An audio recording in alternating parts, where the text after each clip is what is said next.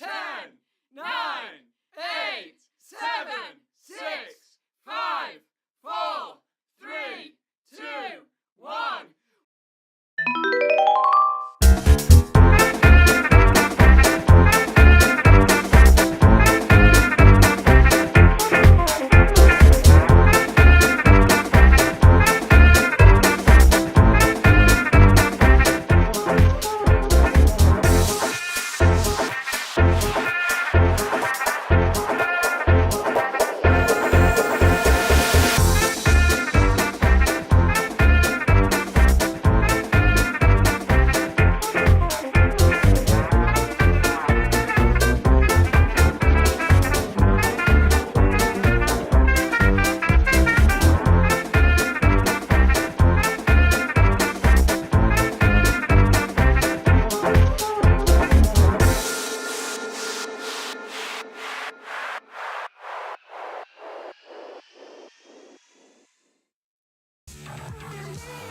Oh, yeah, folks. Welcome back. What's going on? Episode 3, Season 7. 3. Season 7.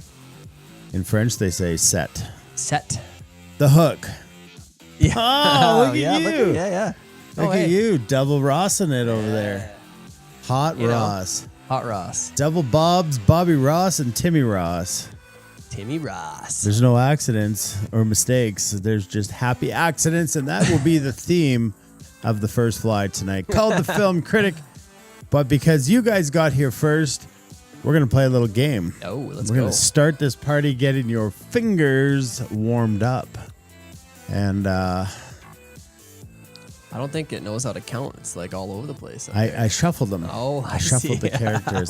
I can shuffle it again, too. See that? Oh, Shuffled look at them that. again.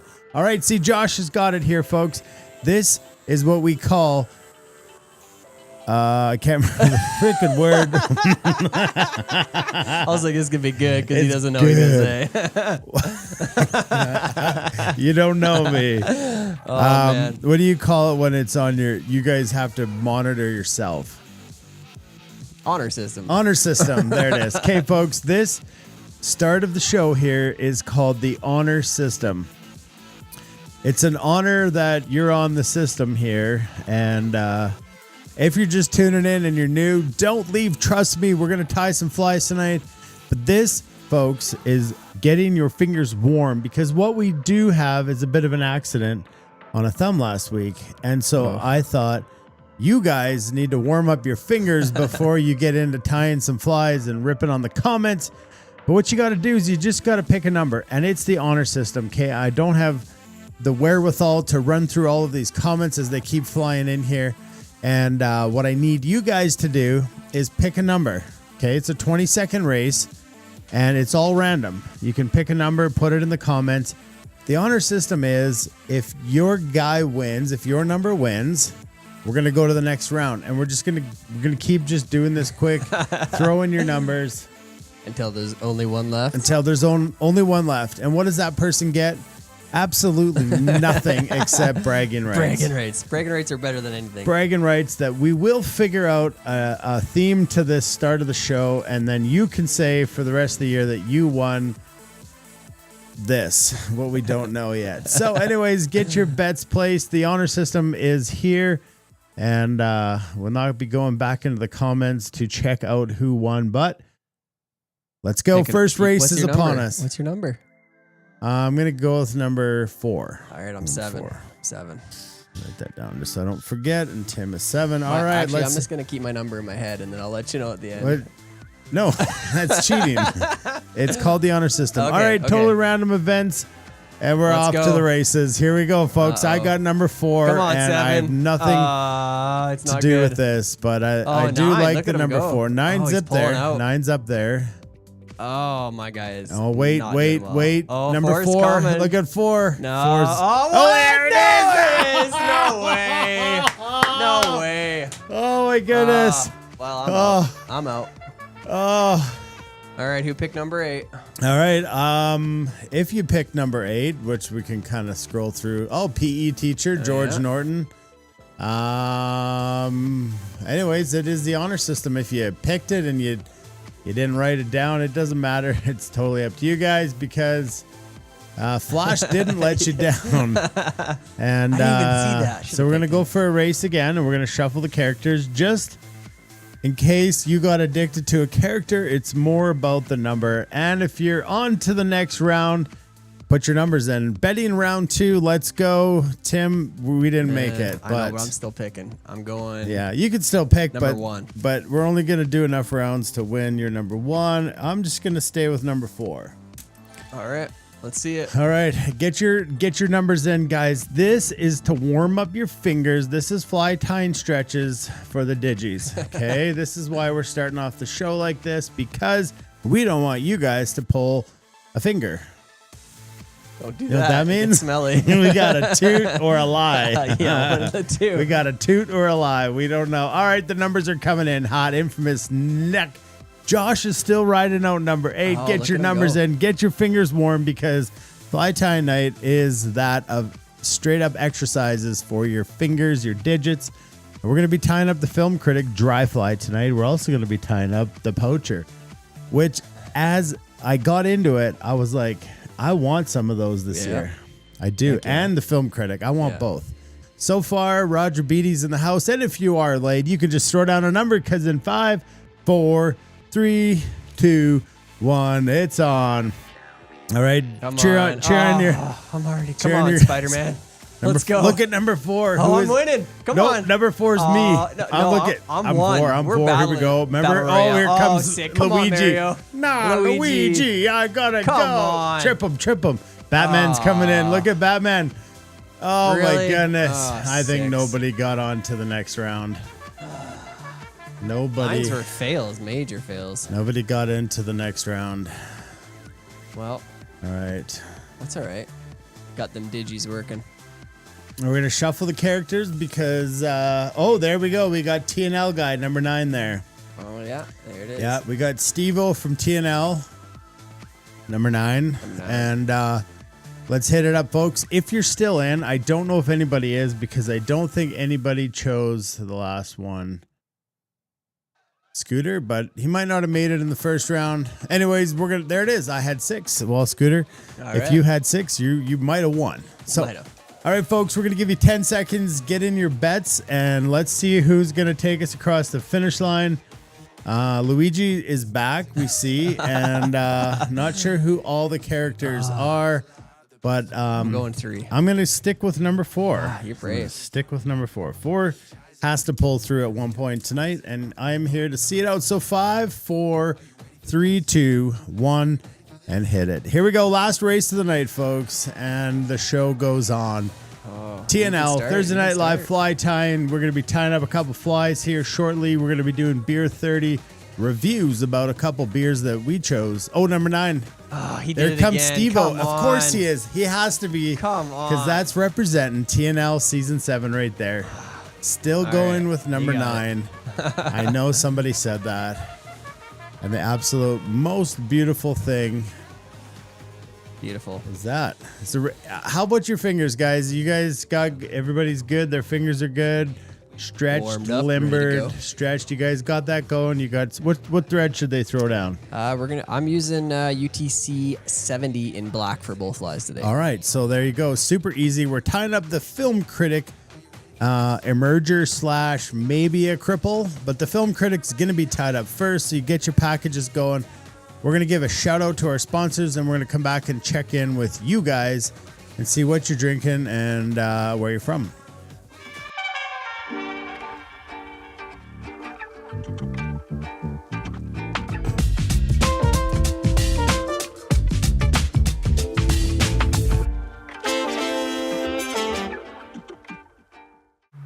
Innovation is in our DNA here at Fish Pond, and this year we're raising the bar.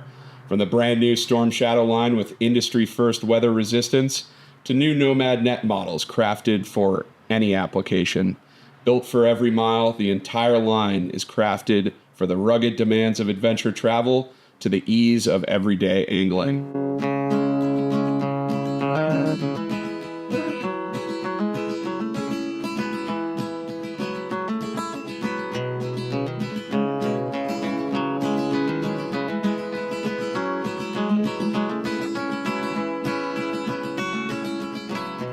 Head on over to fishpondusa.com to find a dealer near you.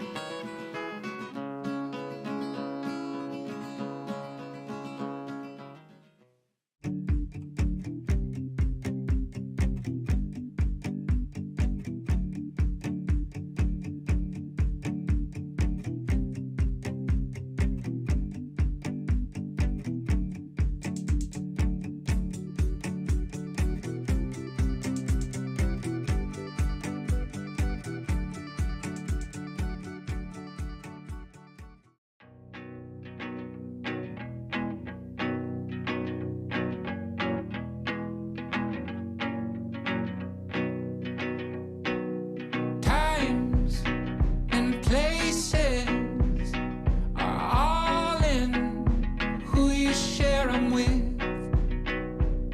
and it's life, and the point is enjoying who you share it with. Joy is who you share it with. And the weeks and the weekends are keeping close who you spend them with. And in time, what you find is the time. Oh, Oh, yeah. yeah. There it is, folks. You might have seen something new in the commercial reel. What is it? Wolf Creek Angler. Wolf Flash Creek up. Anglers Fly Shop Outfitter Guide Service on the Missouri River. We want to welcome Jason and the team to Thursday Night Live fly tying. Yeah. The funny thing is, the ties, pun intended, go deep back to season 1. Yeah. If you scroll back in the archives, I'm sure the mayor will be able to comment in here what episode that was. But we did tie at Wolf Creek Anglers on our trip down to Montana, 2018, 18. Yeah. 19, was a long time ago. Cold evening of tying. I think it was 2019. So, yeah, this That's fun. part, we have other announcements. Great partners jumping on board, making TNL the best night of the week for you guys, for us, for all of us in the TNL fam to tie along.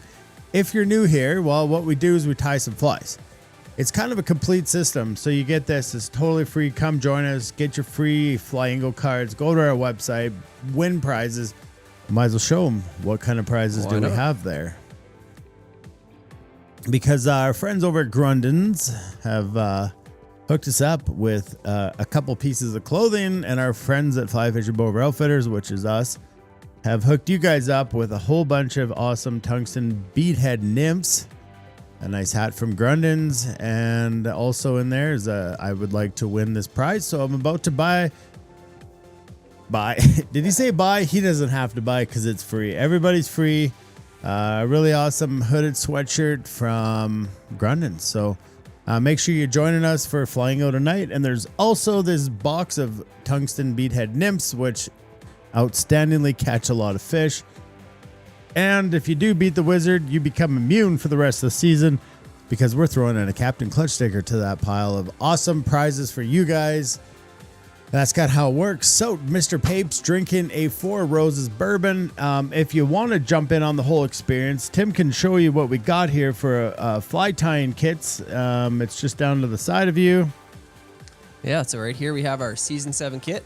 We still have some available on our website if you head on over there. And this is what we've been tying up. These are all the flies. All the flies from the season. Inside your kit, you're gonna have 13 episodes worth of packaging. So it's gonna look something like this. Each night, this would be episode 8. Gonna have 2 different patterns and all the material to tie each pattern up to 5 times, depending on your use of material. And yeah, there's 13 episodes Yeah, worth and of. you get the fly already tied, so you Yeah. get a reference pattern. And you get Thursday nights. You can jump in. Like tonight's episode 3, right? Yeah, 3. Where we are. Yeah, And 3. so those are the 2 flies we're going to tie. And everybody in the TNL fam who has their fly tying kits is going to open them up, get out the materials, and Tim's going to walk you through here shortly on how to put that together. But you're like, I can't make every single Thursday because life happens. It happens. That's fine, because there's quick tie videos. So every single fly will have its own separate video that you can just go watch, spend your 10 to 15 minutes, pause, rewind, do whatever you need to do. And we're also here. We're here for the whole season for you to reach out, jump in, share the love, and learn how to tie. Because what we're not is just a big company packaging materials and putting them on the shelf at Bass Pro and hoping that you come in and buy them and leaving you hang out to dry. No, we're teaching you how to tie flies. You're a part of the community here. This is a family known as the TNL fam. Absolutely. And the best part of the live show is it's all about the interaction. So if you got questions, what we're tying, or anything to do with the show, just drop in the comments. We can answer right now on the spot. 100%. I watch the comments. You hit SOS. We hit the alarm. We stop the show. We answer your question. And lots of ways to do it. Some people tie one of the flies with us tonight. Some people just watch and ask questions as Tim goes through it. And then they jump in on the quick ties when they're posted up there tomorrow. But that's kind of how it works. Yeah. That was good. Super fun. I kind of likened it to this the other day. You know how when you go into like Indigo or something, you can buy like a Lego kit, Yeah. like the DeLorean, Yeah. whatever. Now you might also in your closet have a giant box of Lego, Yeah. right? And now you could probably build the DeLorean from the box of Lego pieces in your closet. But you'd have to spend a long time looking and sorting and going through them. When you can just get the kit and just make the DeLorean and you're like, I just did it. I didn't have to go to the fly shop 27 times to find what I needed. It's all here, cut up, proportioned, everything ready to go. And that's why it works. So simple. Easy. Yeah. Simple and easy. Yeah. So, Tamara, Jerry and I spending our 3rd anniversary with the TNL fam. It seems to be a Dick Out tradition to spend your birthday, your anniversary, all the good stuff. Mr. Michael Barrett coming in from Edmonton. And Scooter says it the truth. Yeah. Tim really is Bob the Ross Bob Ross of Ice. And maybe we'll have to do an ASMR tie-in tonight. Oh, yeah. We've done it before. We have done it before. It's true. Craig Jones is all over YouTube, and now he's on Facebook. Good to hear. Who's healing here? So Trevor's allowed to drink tonight because he's not on work. Nice. And I think we missed something important. If Jeff Crapp's here, let us know because it's his birthday. Oh, Jeffy. Should be. Strother's dropping a yes, that's right. He talked about that today. He's just gonna have to pop in. I'm glad Chloe's surgery was successful. That is the win of the week. Yes. Cheers, brother. Cheers, buddy. Ken's from Linden, hitting it hard tonight, drinking green tea with honey. Oh, sounds I smooth. thought it was dry January, and then he throws that in. Strathmore representing the Dick House. They're all around. Great pics of everyone. Yeah, that is so awesome. So when you get your season 7 kit and you take a photo and you send it to us, we just make that part of the ad space a little bit longer. Kind of something like that. Yeah. But we're gonna jump in here and we're gonna hit up the beer reviews. But before that, we got something to say about the bacon cam tonight, Tim. Do we ever? And I'm telling you what, folks, I it's had to live smell- I and had in to the smell house, it. and the smell is. Oh, can't wait to I eat it. can't believe Ted's not over here. Maybe he's knocking at the door and we've Maybe. just completely ignored him, and that's fine. He can sit on the front step and beg like a dog. Oh, Heine Bruner in the house. What's up, Heine? Heine's in the house. Mr. Pluie drinking an Ice Pop Cove soda tonight. I think that one has a lot of probiotics. Oh, the Poo So- Cove. Mr. Pluie Buoy is Boy. getting his probiotics in. Dusty Barnes, I think he's newer to fly tying ish, but you got like he tags us in his ties, and man, That's they're like Yeah. Bob Ross. What is in your ear? Oh, there, good. That thing might be. We might need to clean that one once in a while. Never. There's nothing greater than that dangly 80s night. Oh, memories. The All right, memories. so I've got you guys excited, but you should be more excited because, truthfully, you heard it here first on Thursday Night Live. We would like to introduce something to you. I hope I got it right, set up right. In the baking cam, it's scratch and smelly sniff. So if you want, you can feel free to scratch your computer, your monitor, your whatever you want. But let's head over and see who and what is on the baking cam. Let's see it. And we'll talk about it when we get there.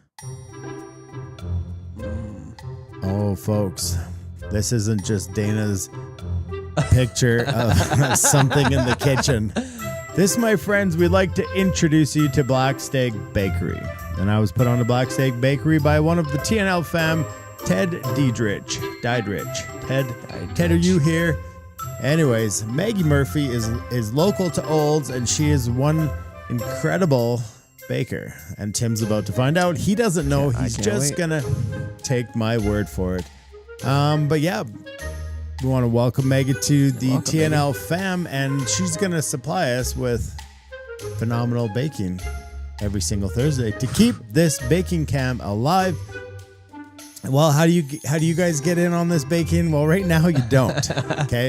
You go visit Maggie. Yeah, but she's running markets, and it's not quite market season, and so I believe the next closest one for us and you guys in the time is right around Valentine's Day. So if you head over to Instagram and you check out Black Steak Bakery, you can follow along. So I encourage everybody in here to go spend 20 seconds and follow her, and so you can see what she's got in the oven. You can see when her markets are, and we're gonna tease everybody with just a little more. These apples are local. She picked them off a friend's tree in Olds. Oh, man. Okay. And something like that. If that doesn't get the smell-o-vision going. Smell-o-vision. But we'd be remiss if we were to go on further, We'll come other back than to it. just to leave you guys with a little bit of salivation. And we have it in-house in the studio, the finished product, which we will also partake in. Yeah, without a doubt. Because I felt bad last week. You thought what I had on here was Was just upstairs? a Google photo. All right, so you've all gone over to Instagram and followed Black Steak Bakery and reached out to Maggie and said, I'm so excited to have you part of the TNL fam. I can't wait to see what this apple turns into. Maybe we'll show one more slide here. A little more of a teaser. All right, so, there we go. man. It's just getting made right in front of our eyes, and I just cannot keep a secret any longer. That's kind of how it goes. So man. we're going to keep coming back to the baking cam, and you're going to remind me Yes, to do that. I will. Absolutely. It's kind of what we do here, folks. We tantalize all the senses. We got your fingers stretched out at the start with the racing game. Now your nose is getting a workout here. And obviously, It's Beer 40! Join Dana and Tim as they sip, savor, and sometimes suffer through craft beer adventures. oh Let it not yeah. be a supper night. Well, Oh, folks, please. because we asked you where you're from, what you're drinking, I'm Dana, unless I haven't introduced myself. And so, this is our third segment of Beer 30. And trying to give you a little bit more information about the beers that we're drinking, so you kind of have a little bit of the alcohol content and the hoppiness factor, which is the IBU. What's high and what's low?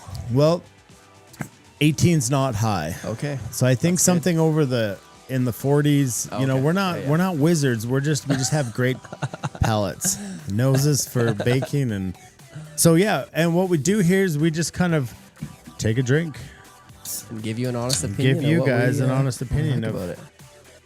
Sometimes I pour it all over my microphone because I'm trying to get you the sounds of Or the glug, keyboard. glug, glug, glug, glug, or keyboard. Done that before. And there's That's also very, another thing to know about craft beer. It's like the color, right? Kind of tells you a little bit about how strong the beer is. I feel like giving the description that Death Wave is a light, crisp, and dry lager with a low bitterness and a super clean yeast profile. It's as clean and easy Yeah, as drinking as it gets. I like my yeast super clean. If I'm gonna, Yeah. All right. There's a little bit left in the can if you. don't get me started. All right. So why do we pour it in a glass? Because our good friend Dave told us we can't truly have a taste of the beer without letting it aerate. Well, I think he said like the really bad beers. You got Oh, to definitely well, put in. We're just put in doing a it to glass. everything now because we don't want to get ripped on anymore. No, and it's better. It is. And so we do post these beers every week, so you can go down and grab them.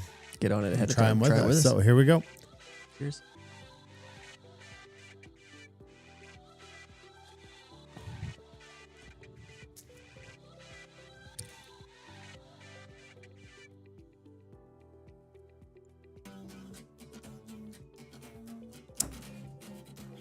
Yeah. Look at you going with your tunes. Where's...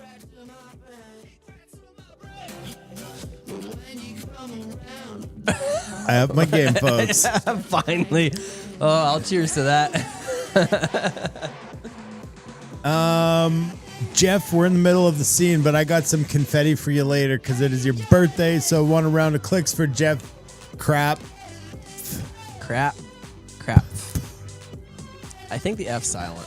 I hope. Oh, okay. Crap.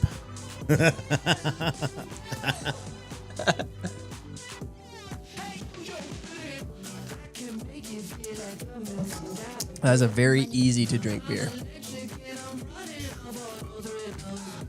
Maybe dangerously good. All right. Well, we rate them, folks. We do agree, and sometimes we don't, but I'm going to go first. Give her. Really? Yeah, there's something in there. Is it the yeast? I don't like me yeast in my beer. I need my yeast clean. So we rank it on a scale of 1 to 5. Brendan's back. We almost lost you, and you're back. We're glad you're here. He's drinking the Sea Change Death Wave. So let us know if you had this in tonight's show. Let us know. Did you like it? I don't not like it, but I'm gonna go 3. a fish is a fish. Yeah. A fish is a fish, Tim. So Tim is 3. Solid day, Nimby. Yeah, reliable, enjoyable, but Yeah. nothing epic. Yeah. That's where I'd put it. And I think that's easy as it goes. So that's the Death Wave by Sea Change Brewing, the light crisp and dry log. Maybe it's the dry lager. That's, I think, I don't know how to explain it, but It's definitely a little dry, but I don't know, it's super easy. Smooth. All right, so I gave her 2. All right. Tim gave her 3. We're going to try one more beer here before we get into getting buggy with Dana, and then we'll Get tie with Tim. grab out of there Modern Kicks. It's Modern Kicks. Sorry, I thought you were what's talking. this? There's other music here somewhere.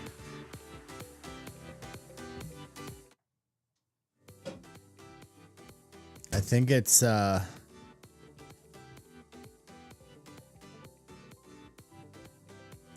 It's probably my Facebook that's on still. no, No, it was no. the racing game was still Oh, on because the racing. there it is. Now it's better. All right, so the next beer that we're gonna try here tonight, folks, is by Modern Kicks. So Modern Kicks, it is an ABV of 5%, so it's not a super strong beer. They're all kind of light tonight, but it is stronger of the 2 that we've just tried, and it is a German Pilsner brewed with Alberta pale malt, toasted rice. We got a couple of these rice kind of beers tonight, the one later on, and modern German hops, resulting in a crisp and clear lager. And the it's a little hazy, but that's kind of what it looks like there. So anybody else in here trying out the modern? Kicks. See, Brendan disagrees. We'd like it when people disagree. It's an easy 4. Oh man, yeah. Mike Palates are Ritzko different. gives it a 4. Yeah. See, this is what's awesome when you guys can grab the beers and try them along with us and tell us we're out to lunch. This one's out of Calgary. I didn't realize that. Yeah. Dandy Brewery. Dandy. Huh. Dandy. Handy. That's kind of how it is. So I like the Death Wave. We got some 4s here. The secret to craft beer. If you like it, drink it. If you don't, that's the secret. That is the fact. What's it say? Where is it? John Miller said, if you like it, drink it. If you don't, don't. That's the secret. That's the secret. Kind of. There's a lot Some that craft beers don't get like a little it. weird, but rice beer. All right, here we go. Dandy up. Isn't that what Sapporo is? Like the Yeah, well, Japanese? that's what the next one is, a full-on Full rice, Japanese. yeah. Yep. All right, let's see it.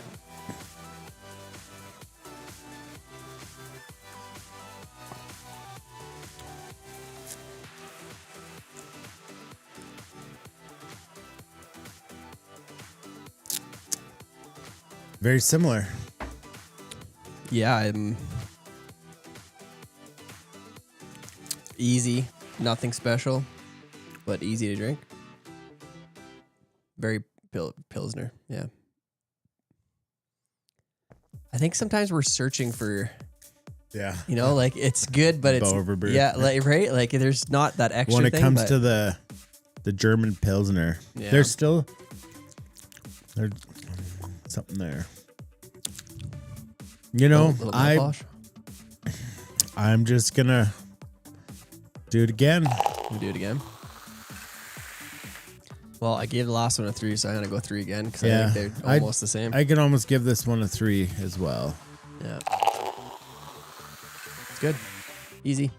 Yeah, two's not bad. Two's not bad. But the couple we had last week were Oh man, they were 4s. 4s and 5s. Yeah. And again, the disclaimer at the bottom. Okay, we're not responsible for the taste of the beer or your bad decisions after drinking it on any questionable fly tying disasters that you make while watching the show. It happens. It happens. So, anyways, that's kind of how we've done this. Beer 30. It's 7:30, and we are so far ahead of schedule. That almost never happens. Well, we don't have a schedule, so. It's our own Anyways, schedule. we're going to tie up the Film Critic here right away. But first, we got to get First. buggy with Dana. Let's learn about the bug before we tie it up. Ladies and gentlemen, it's time to get buggy with Dana. Yes, that's where I teach you all about the bugs, and maybe I don't teach you enough, maybe I teach you too much, and sometimes my information is irrelevant. But you're here, and you can't get to tying the fly until you know the fly. So, just going to go over a couple things in this segment called Getting Buggy with Dana. We're going to talk about when to fish it. We're going to talk about the history, if I can find it, a little bit of entomology, and how to fish it. And then hopefully as you tie it, a lot more things will make sense, especially with a fly like this. So feel free to ask questions in the comments. Tim will watch those as I do when he ties. And I'm just going to run you through the Film Critic fly. Some would say dry fly. Some would say the fact that it is called the Film Critic. It's because it's meant to sit in the film. Okay, the film. It's not meant to be a dry fly, and it's not meant to be a nymph. It's somewhere in between, which is one of the greatest secrets to catching fish, is when you learn how to fish those stages outside of the nymphs and outside of the done adult dry fly stage. And this fly can hit you up somewhere in between the before and the after. So we're just going to go a little bit about the origin, the entomology, how to fish, where to fish, and at the end, I'm going to slap you down with a little bit of a pro tip. All right, so the next slide here that we have for you is a brief history about it. And I just wanted you guys to know that Bob Quigley, a legendary fly tyer, designed the Film Critic fly pattern. And the Film Critic is a popular fly pattern that mimics a mayfly at its most vulnerable stage. And you can kind of read here the stuff that I just talked about, being that the Film Critic is stuck in the surface layer of the water. Super important because this is a super vulnerable life cycle of flies. And I talked about it last week, but this week I'm talking about it in the means of watching those dorsaline fish and not knowing what they're doing, because these bugs are somewhat caught up in the surface film, meaning they are stuck. We'll use that for the PG term, but they are stuck in the water. And so a fly like this will sit with that hackle above the water, and the bottom there, the trailing shuck, and you got a little bit of an adult thorax in there, and then you got some sort of an advanced upright wing, and then the copper wire gives you the segmented abdomen. So it's very cool that this fly has all those things, looking like a mayfly is coming out of the shuck. Tim, how's the questions? Haven't seen much yet, except All talking right. about whitefish. Can we keep them on the bow? And that's a no. Well, we don't catch them with this sort of thing. So remember, the Film Critic is designed to imitate various aquatic insects in the emerger state, depending on the color that you tie it with. And tonight's fly will be in that BWO green drake-ish kind of thing, the mayflies. All right. During this phase, insects are trapped in the surface film as they transition from their pupal or nymphal form or stage to adults. Trout often target these vulnerable insects because they're easy prey, and the fish don't often have to give themselves up. They just have to come in and just suck them underneath, and that's why you just see the dorsaline fin. Roger wants to make note that beer and food gave him a segmented abdomen. Uh-oh. Yeah, so these flies don't move a lot. They're kind of stuck. Remember the word stuck, because that's kind of what emergers do. They are stuck in the water. So how would you fish it? Well, it's actually quite simple. You just present it like a dry fly, except if you do use some sort of loxa or floatant, you don't want to get the whole entire bug. You just want the top, the hackle, and the post, because that's the part that's going to be sticking out of the water. So if you can't see it, like my friend Bruce had problems last year, and that's okay, because what you can do is you can use other things, other flies, bigger flies, or yarn as sort of like a strike indicator. So you have an idea where the fly is, right? That's a great tip. Great tip. And probably what I wouldn't do is use a giant hopper, right? Because these fish are vulnerable when they're at the surface. And although you might say to yourself, well, hoppers exist, it's still going to put a bit of a slap down on the river. So maybe just use a bigger caddisfly or something that has a bigger post that you can see it. And then you can tie this kind of like 14 to 20 inches off the other fly. So you got like a 2-fly system. And surprisingly enough, sometimes that bigger fly gets eaten in a situation like this because it's, oh my goodness, so different. Bruce said it's called Euromidging. That's what hashtag Euromidging is what we did last year. So where to fish it? Well, we just kind of talked about it in that slow, calmer waters downstream of the riffles and lakes and ponds. You will see a lot of this happening in more than just this fly, but the emerger state happens in lakes, and it's so frustrating. This can be one of the most frustrating things to fish, but now that you got the Film Critic, it's not. It's going to be just like, I did it. I figured it out, and you're going to send me a message here and say, I did it. So I think kind of sum up where to fish it is where fish are eating it. Yeah, that's a great point. Easy point there. All right, and then we're going to kind of roll out of this and get ready to tie it up, so get all your stuff ready. Just a couple pro tips. Time of day, well, effectively during the hatches. So depending if it's like early morning and you're fishing PMDs, or if it's late afternoon, about 3:35 and the BWOs are coming off. If it just depends what about 1 o'clock, the green drakes come off.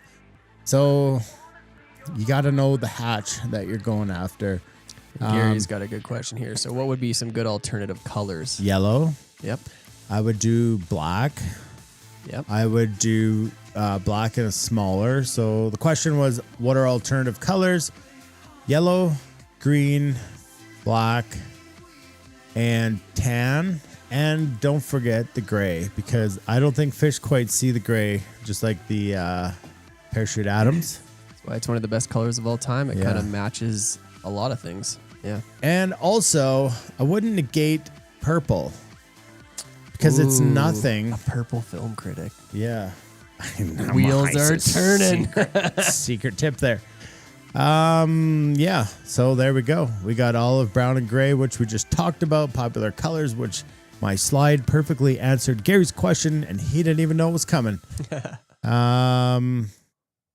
Wonder if that's all I got for you guys. No, it's not, because I got more pro tips. But wait, there's more.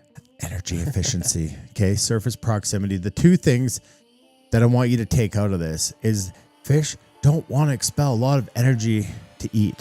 If they can expel the least energy possible and still eat a lot, that's why they go after the vulnerable. Okay, They're kind of like a-holes like that. But this fly represents the vulnerable, and it's a fish energy saving protein source, and they love it. Also, that energy efficiency and the proximity and the vulnerability talks about where they are in the water column, which is right near the surface, but it's in the film. All right, everybody following along with me. Rise forms. We're not going to talk about it, but I'm just going to kind of leave you with those parting words of rise forms before we get into the poacher. But rise forms. You have to know your rise forms to know what the hatch is, because What do you mean by rise forms? I'll come back to that. I will come back to that. All right. Oh man, Tim. Yeah, you did good. You did real good. It's a great fly, great pattern. Yeah, I just got to get that out of there so you can see this awesome shirt. Anyways, yeah, that's the Film Critic, and I think the great key point to take away from that is that this is a mayfly emerger. That's it. So it can be varied to so many different colors. Think of a mayfly. Tonight we're tying it more in like a green drake size and color. But there's so many different mayfly hatches on your local rivers. Match the mayflies that you see with this pattern, and I think you're gonna see a ton of success. This pattern might get a little intimidating. I saw Craig in the chat. He's tied up some. He's fished some. I'd love to know what you love about it. What success you found with it. Drop that in the comments. It's it looks like a complicated pattern because of this technique we're going to show you tonight called hackle stacking. And I'm going to show you a few tips when we tie this in that hopefully is going to make this an easy thing, and you're going to think that this is no problem at all moving forward, and you're not going to be scared to tie it, because it actually is pretty simple once you get used to it. Can you see that good enough? Do I need to change up a shirt? It looks okay. Yeah, let's do it. Okay, so what I want you to do is go into your kit. Let's get our new hook placed in the vise. So we're tying this in about a size 12 tonight, and the hook is more of a caddis pupa / emerger hook. So we got a little bit of a rounded curve because we're going to be tying down into the bend of bays. So we're going to move this hook around a bit in the vise as we tie this pattern. So to start off with, we want to tip the eye down a little bit so we have access into that bend. And then once we get past the tying in the rear portion of the fly, then we're gonna kind of readjust it and get it to where we want it as we change the next materials that we're gonna put in. So like I told you earlier, I'm tying this with some UTC 70. We do want a little bit smaller thread to not build up a ton of bulk, although we are using dubbing on this, so it's not the end of the world. We're gonna bring dubbing back over all of our work. Before you start wrapping there, why don't you show everybody what happens if they tie up all the dry flies this year? Oh, that's a good idea. You should do that. If you get through all your dry flies, I'm gonna find the right one here, you can be considered, I'm gonna go to this one, the surface specialist. So you got badges. If you can get through all the dries, and this is also an honor system, if you can get through all the dries, you're gonna get your surface specialist badge. Same as if you get through all your nymphs, you're gonna get the nymph master. We also have our foam fanatic. Boom, the lazy hopper. So if you get through all your foam, you get that badge. If you get through all of your streamer patterns, streamer supreme. And if you manage to get through all of those, then you are going to be legendary. You're going to get the season 7 legend badge. Only way you can get them is to tie all the flies. If you get through them all, the badges are yours. The only way to get them, you got to tie. Pretty fun. Stick them all over your truck or your boat or your fly boxes. Okay, let's talk about this. Okay, so we're gonna start our thread. On this fly, we're gonna start it roughly halfway back down the hook shank. So I'm gonna come in here, start it about halfway down. Remembering when I get my thread started, I need to wrap rearward back over that tag end. That's what's gonna lock it into place. So I'm gonna take a handful of wraps and I get in there with my scissors, get rid of that tag end. I'm gonna take a few more wraps rearward now to about right here. We're gonna be basically tying in this tail so that it's kind of angled downward. If you saw, like in all the photos you've seen of the Film Critic so far, like Dana said though, the reason you put the floating just on the hackle fibers at the top and the post is that's what's actually sticking out of the water, and hopefully the rest of it's hanging down like this bug just kind of suspended in the film. So we want to get our angles proper when we're tying this stuff in. First material we're putting in, we are going to a mallard flank. You can see this here. You probably got a few of these in your kit. I want you to strip off about a dozen of the fibers off of one side of the stem. It's not exact science.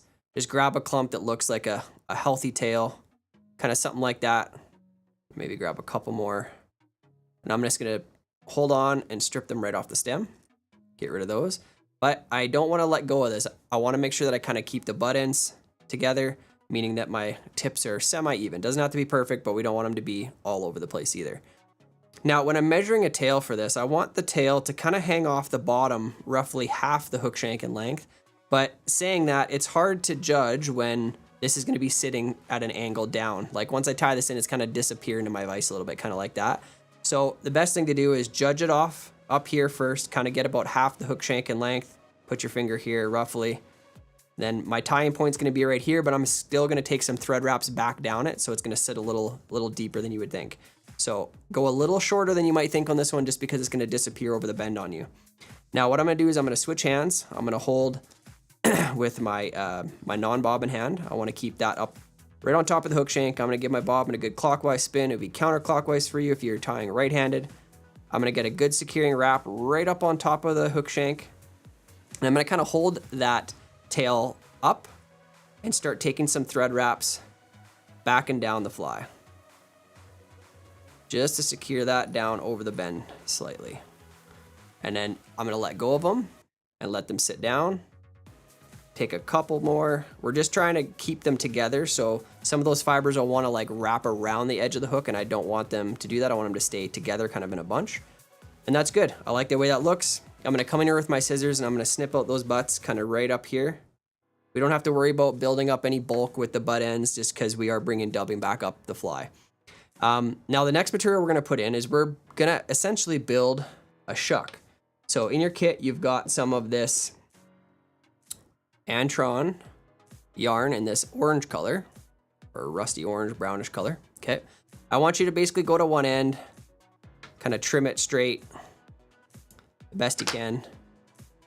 That's gonna be our tie-in side. And then we're just gonna let this hang way out the back.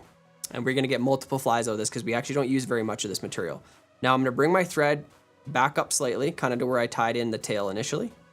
I'm gonna do the same thing I do with the tail, switch my hands over. I'm gonna do my gathering wrap, secure this right on top of the hook shank. And if it does wanna kind of go around, because this is a slippery synthetic material, if it wants to slip around the side, just get a couple of wraps on, and then you can still adjust it. Make sure it's kind of right up on top of the hook shank itself. And then I'm just gonna take a few wraps rearward, and I wanna basically finish wrapping. I'm just gonna keep lifting up the tail so I can see where I finished with my mallard flank. Check that there, looks about good. Now I'm gonna do the same thing I did before. I'm gonna snip off the butt ends. I'm gonna make sure those are secured down. And now I'm gonna come in here and I'm gonna trim off my Antron. And I don't wanna go too long with this at all. I basically want it to be visible and roughly halfway down the tail, which is hard to see because it's down into the vise here. But I know roughly it's gonna be right about there. Gonna trim it off. If you got any stragglers like I do, just come in here, trim it again. Make sure you got it just like that. Now that's just representing a portion of the shuck. So if I show this to you now, you can see you got your tail and you got your shuck just on top of it. Okay, I'm gonna get this back in the vise again. Now I'm gonna go to my next material, which is gonna be my brass colored size small wire. Okay, now we're gonna tie this in and then bring it right back down to where we left that rusty colored yarn.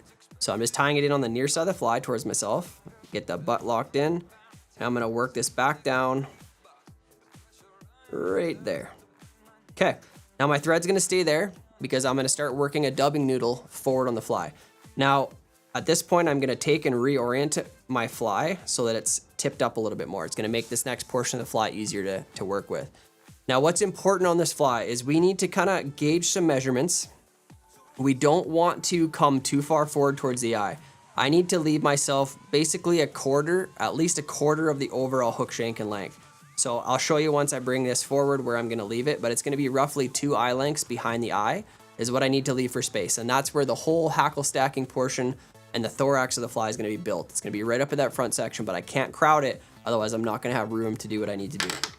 So first thing we're going to do here now is we're going to go in and grab a big clump of dubbing we have here. We're just going to take off a little wisp of it. We really don't need a whole lot. This is a very fine dubbing. It's going to work as a dubbing noodle quite easily. Now for a dubbing noodle, remember, I'm going to take a little pinch of dubbing. I'm going to place it between my fingers. And I'm just going to twist my fingers like this. I don't want to go back and forth. I'm just going to go in one simple direction. I can't get away from saying it. That's what makes you beautiful. One direction, baby. Just like this. If I go back and forth, I'm essentially just working it on and then pulling it off. So I need to be careful not to do that. If you want to put some dubbing wax or you have some wax thread, that works fine as well. But this stuff goes on real easy. Not too worried about it. But we do want to, even if you add a little moisture to your fingers, but we want to get this rope, we'll call it, fairly tight. We don't want it to be a loose rope, and I want it to be roughly 1.5 inches long. I think I'm going to be good there. We can always take some off if we need to, or add if we need to. Not a difficult thing. So now I'm going to come in and start making some wraps right above that tail. And I'm going to start working that forward with just a nice, even underbody. Try not to have any big clumps in one spot or anything. Just trying to keep it as even as possible. And if I got to keep tightening it as I wrap, then I do. And even if you got to do multiple wraps in one spot just to kind of create that same bulky appearance to it, then that's what we do. We are going to bring wire back over top of this, which is going to cinch down on it a little bit more. I'm going to add just a pinch more as I have a little bit of a valley there that I don't like. I'm just going to add just a tiny bit. I'm going to come back over here. I'm going to fill in that space and then come back forward. And now this is really where I got to be careful. I don't want to start crowding. So I'm going to leave mine right there. I'm going to pull off that last little bit of dubbing. Do a couple of thread wraps right at the end. And now I'm going to just throw a little half hitch in there. Just a little overhand knot over the hook shank. Just going to set that out of the way for a second. Now I'm going to come over here to my wire.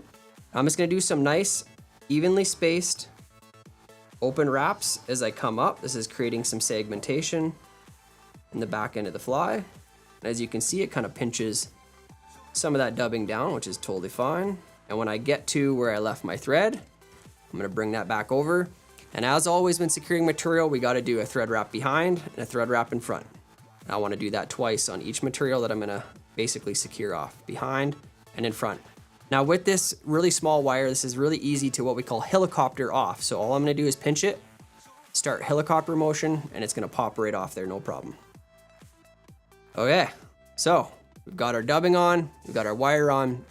Now we're going to start into the more, we'll say, dicey portion of the fly, which is going to be getting our hackle stacked on this poly yarn. And don't forget, guys, if you need me to slow down or you have a question or anything, just type SOS in the comments and then we'll stop. We'll answer your question. We're not in any hurry to get through this. So just like that, Dana will get the sirens going and we'll stop and give you a chance to catch up. Okay.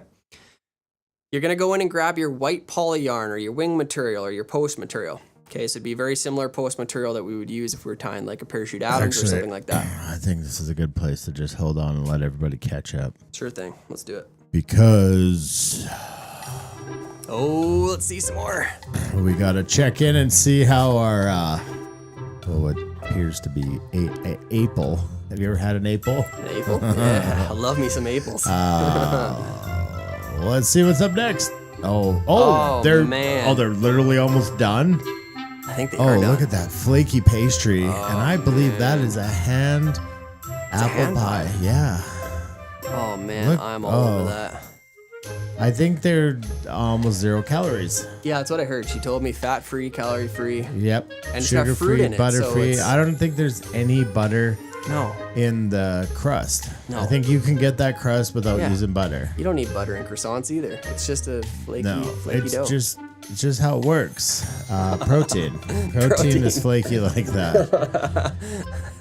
Maybe she took pork rinds and crushed them up. I hope it doesn't taste like that. But That's Black Steak Bakery, folks, and we're about to see what's up next with us. Can't wait to eat those things. Gosh. Oh, that's wrong. Gary Durfee, you're going to be upset because you're in Colorado, and by the time I ship you one of these, It'd be stale. you guys just going to have to come up. Oh, yeah. fishing. Looks very carnivore. It is carnivore. Yeah. It's apple. Apple.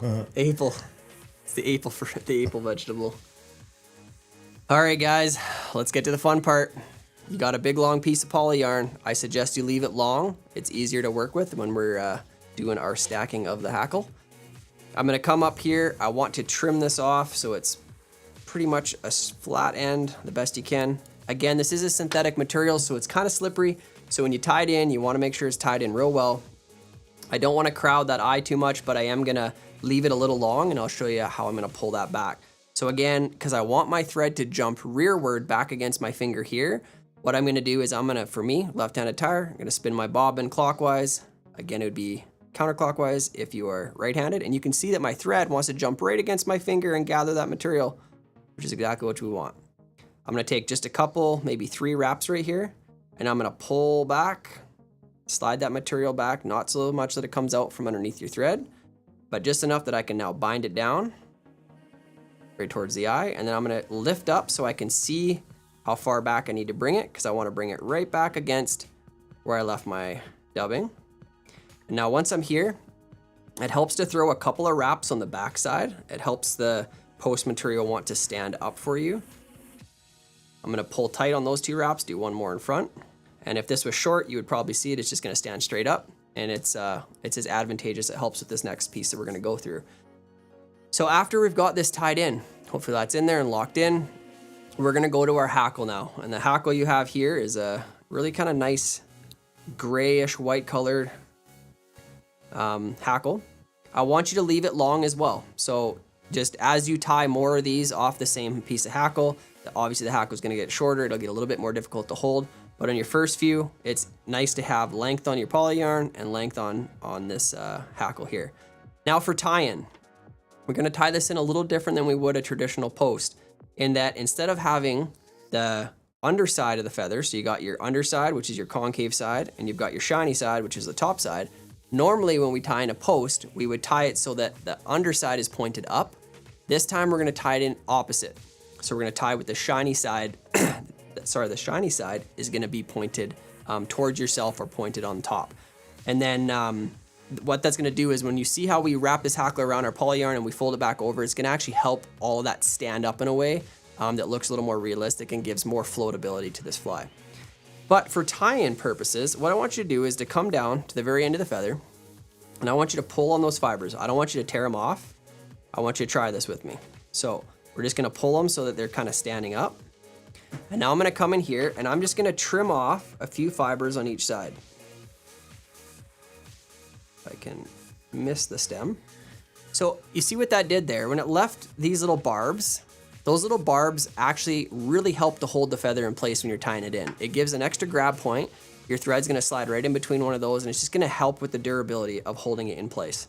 So give that a try. Always a good idea to do when you're tying in any of your hackle, for any type of hackle. Now what I'm gonna do is I'm gonna lay the shiny side facing myself and the underside facing you guys. And I'm gonna come in and I'm gonna tie it in on the near side of the fly, so towards myself. Right there, I'm gonna lock in those little barbs. Take some thread wraps forward so that I lock in the base, and then I'm gonna bring my thread right back to where I tied that in. Now again, I'm gonna throw in a half hitch here, just a little save button, because I'm gonna move you kind of wanna have your thread out of the way for this next part if you can. So I'm setting that out of the way on my my bobbin cradle. Now, this part's gonna feel a little bit challenging at first until you kind of feel the dexterity of what you're trying to do. But essentially, I'm gonna be holding up with the yarn in this hand, as well as wrapping the hackle on this stem with my opposite hand, but I'm gonna need my fingers from this hand as well that's holding the poly yarn to help me get my wraps in. So what I wanna do is just simply start to wrap. But the important part here is I can't overcrowd the head. So I'm gonna wrap my hackle up this post only so far as if I lean this over, get that out of the way so you can see. I don't want the hackle to pass the eye of the hook because this is eventually going to get folded back over.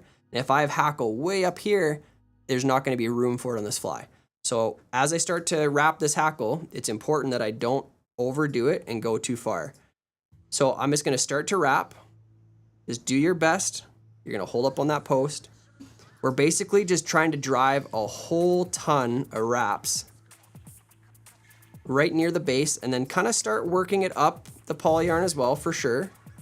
But you're gonna feel that hackle want to slide up, and that's okay because as it slides up, I can also put tension and slide it back down. So now I've got a few wraps there. I'm gonna lean it over. Is that passing the eye? Not yet. I still got a little bit of room, so I'm gonna go up one more. Pull it back down, and now I'm actually gonna check that one more time. Yeah, that's okay. I'm gonna wrap back through where I've already wrapped back down. I'm gonna try to lock a few more wraps into the base. So you're probably gonna have a total of 6 or 7 wraps here. Lean that over. Yeah, it's about perfect. Okay, now I'm holding this feather with my bobbin hand, and I'm holding the yarn with my non-bobbin hand.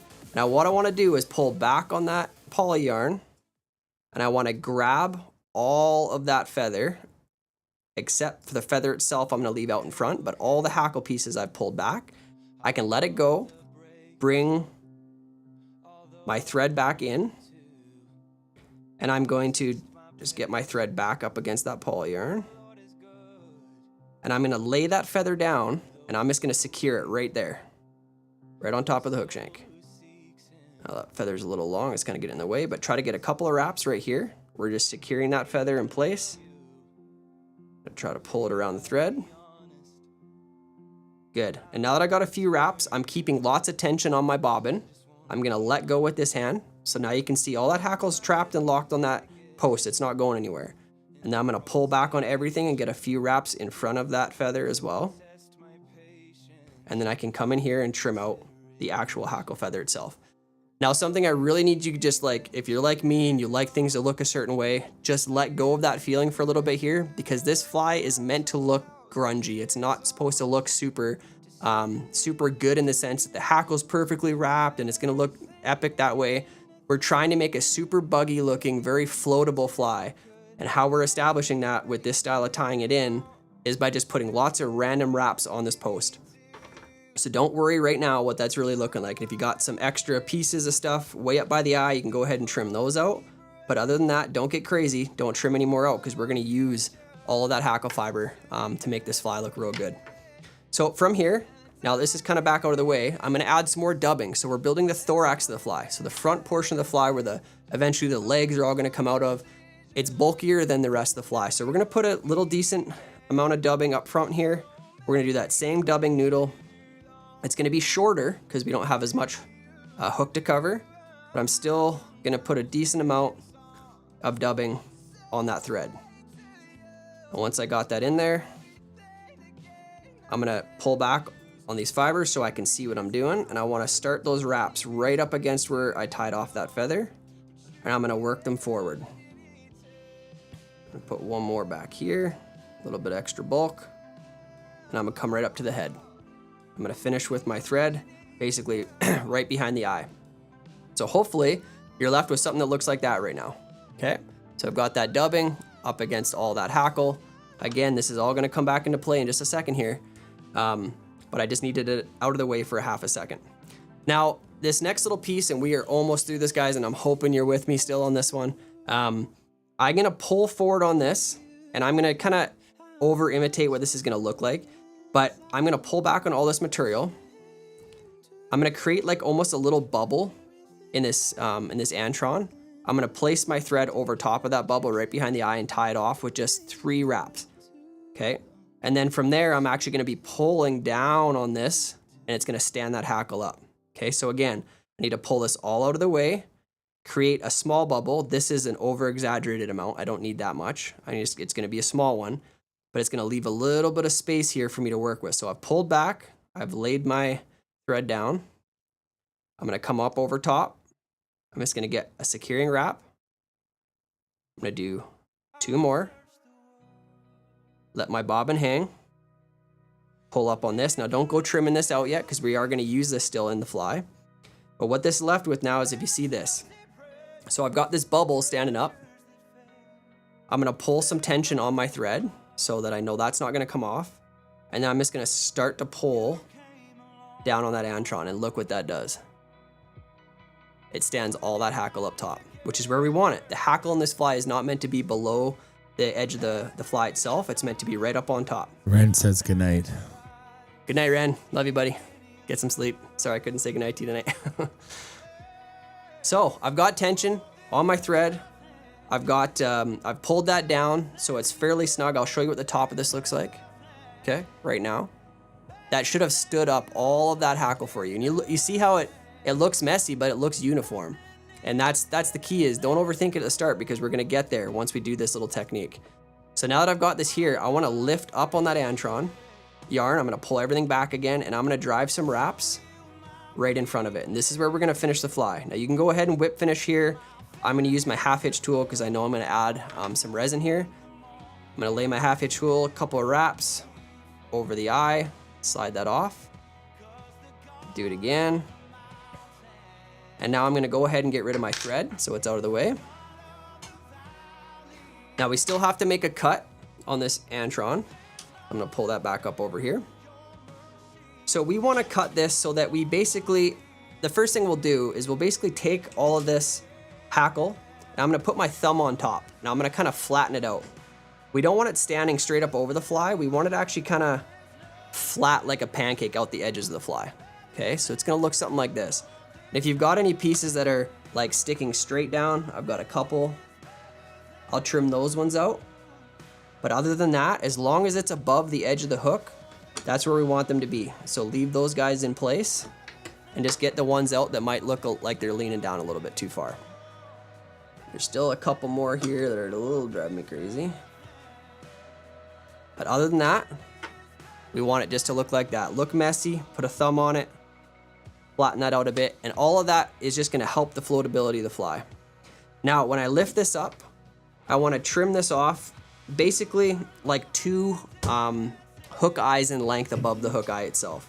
So I don't want this to be super long, but I'm gonna cut it at a little bit of a shallow angle upwards, just like that. I'm gonna set that aside, give the fly a second look. And that's the cool thing about this specific pattern is you can come in here and you can work around, you can move that hackle because it's not attached to the hook shank itself. It's all on that post material, so it's very malleable. And you catch a fish, it looks even worse, probably don't fix it, just cast it again. It's probably gonna work just fine. But try to flatten it out the best you can.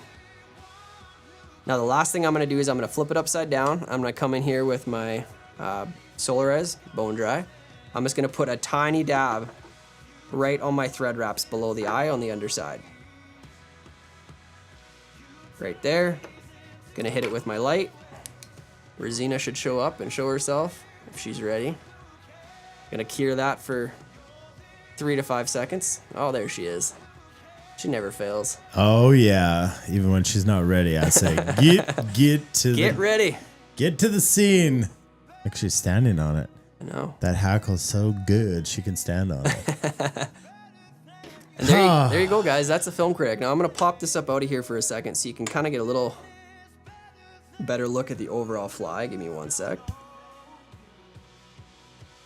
This is what we hope it looks like. Trap Just here. like that. Whoop, popped her out. Oh, why don't you use the pink background? My pink background? What did I do with it? You I'm took it just from me. joking, it's terrible. I know, it was bad. But that is the fly, guys. Go closer in line with your vise. There you go. There we go. You've got a shallow depth of field. Maybe this Just one like has that. a little better. Turn it this way. Oh yeah. Just like that. I hope that turned out something like that for you did guys. turn out. I'm gonna say not many probably did. You were hoping for failure. Well, at least Actually- you have an eye on the hook. Oh man. Really, really like this pattern, guys. It is so versatile. And like I said, just don't overthink what it looks like. Just fish it. It's meant to float. All that green body is just gonna be hanging below the surface. And all that hackle and antron up top is basically what's keeping it. If I turn it upside down, you can see there's virtually nothing sitting below it. And the fish are just going to be seeing, they're seeing this view right here. They're seeing just that body, the fly, underneath the surface. And it's like the shuck is coming off and it's struggling. Struggling. Time to eat. Oh, Just like that. Great time.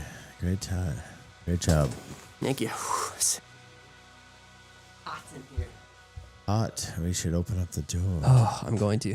The D-O-double-O. And it's my time to tell you guys a joke. The joke is the shirt Tim's wearing. We did a little Value Village shopping. Yeah. So, yeah. Love it. It's not meant to look pretty, okay? It's not, and I wrote it in the comments. It's not the clink hammer, and it's not a dry fly. It's, if you tie a cripple, it gets even worse. One of the greatest green drake fishing experiences that I ever had was watching these fish in this back eddy, this huge cut bow. And I could not figure out what it was eating. It was just eating the gross scrum and the scum. And I realized it was probably eating cripples. Okay. The end of the life cycle. And I had none. So to the point of this fly, I took one of my green drakes, and it was one of those deer hair green drakes, and I absolutely mushed it. And first cast, it sat down in this pool, and the fish came up and ate it. And I tried every single fly at this fish, and that was it. And that was a moment for me, a game changer, that I didn't know what I was doing. But you learned. The river taught you. Yeah, well, it doesn't always teach you, but it will affirm your teachings. Let's say thanks to our sponsors, our awesome friends that are helping make this all happen for you guys, and we'll be right back. Make sure you get your Flying Go cards, because that's what we're going to do when we come back. We're going to play some Flying Go together.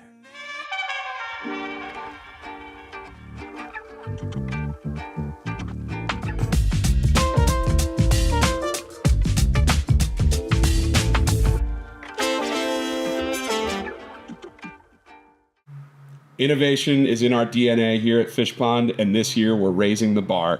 From the brand new Storm Shadow line with industry-first weather resistance to new Nomad net models crafted for any application. Built for every mile, the entire line is crafted for the rugged demands of adventure travel to the ease of everyday angling.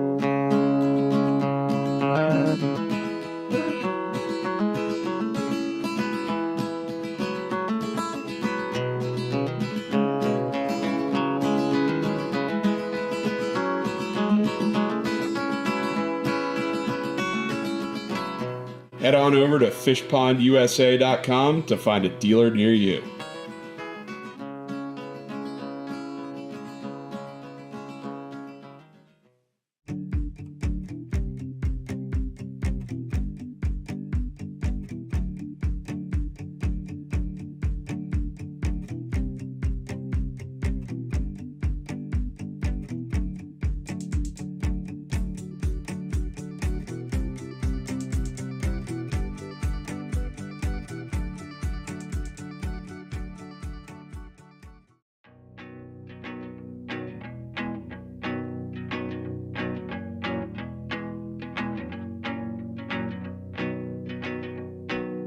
Times and places are all in who you share 'em with, and it's life.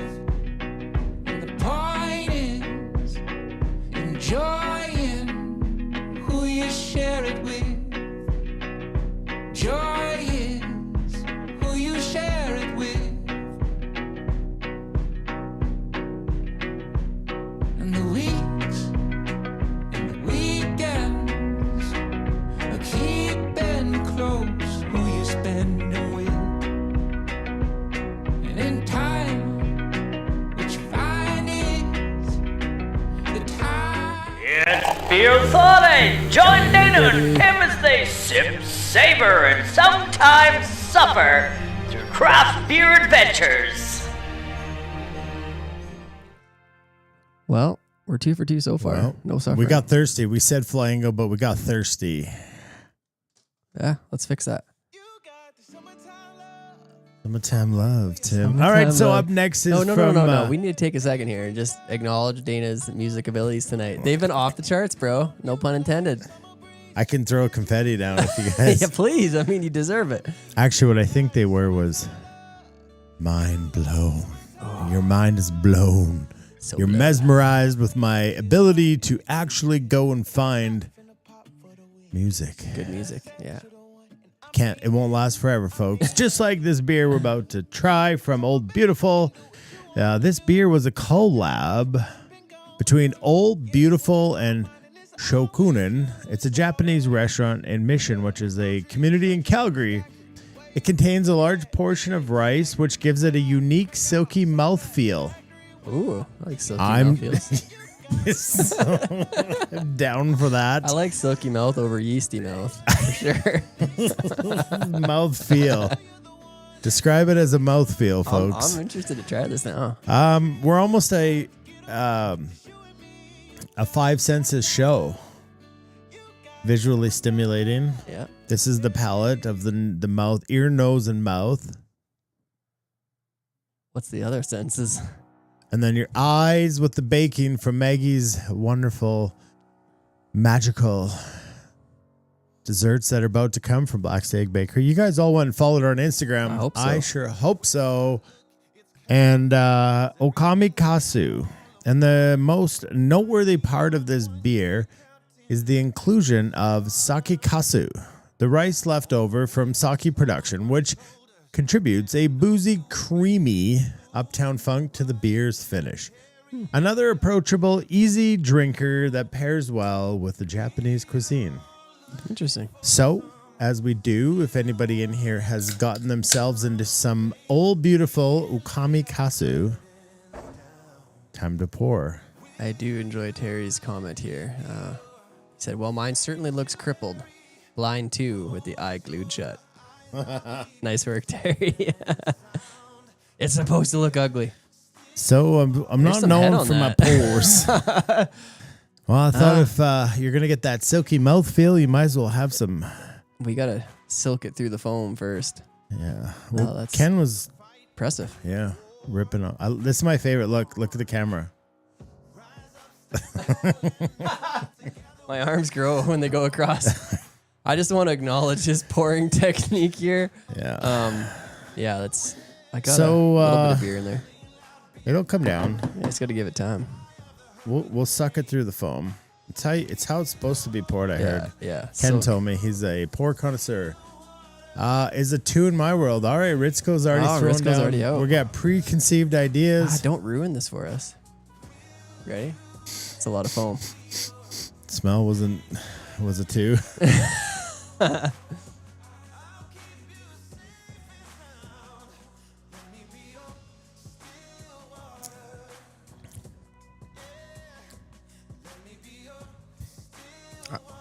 It is just water. It's still water. Like flavor-wise, I think that's really smooth. It just doesn't have anything there. It definitely has a silky mouthfeel, but it has that tainted rice water smell. Like a bit sour. Yeah, you know, like if you were to stop cooking your rice halfway through and then drink the milky water, that's what I imagine it tastes like.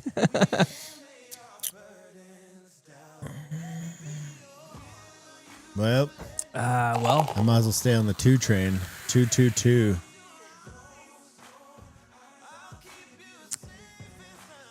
yeah, I'm gonna go 1 on this one. Is not my thing. Yeah, it's a 1. Euro nymphing. You drank it, but you'll never tell a soul you did. Yeah. Yeah, it's not good. I think the Sorry, smell guys. is worse than the taste. I actually went nymphing too. Did you? You changed it? Nice.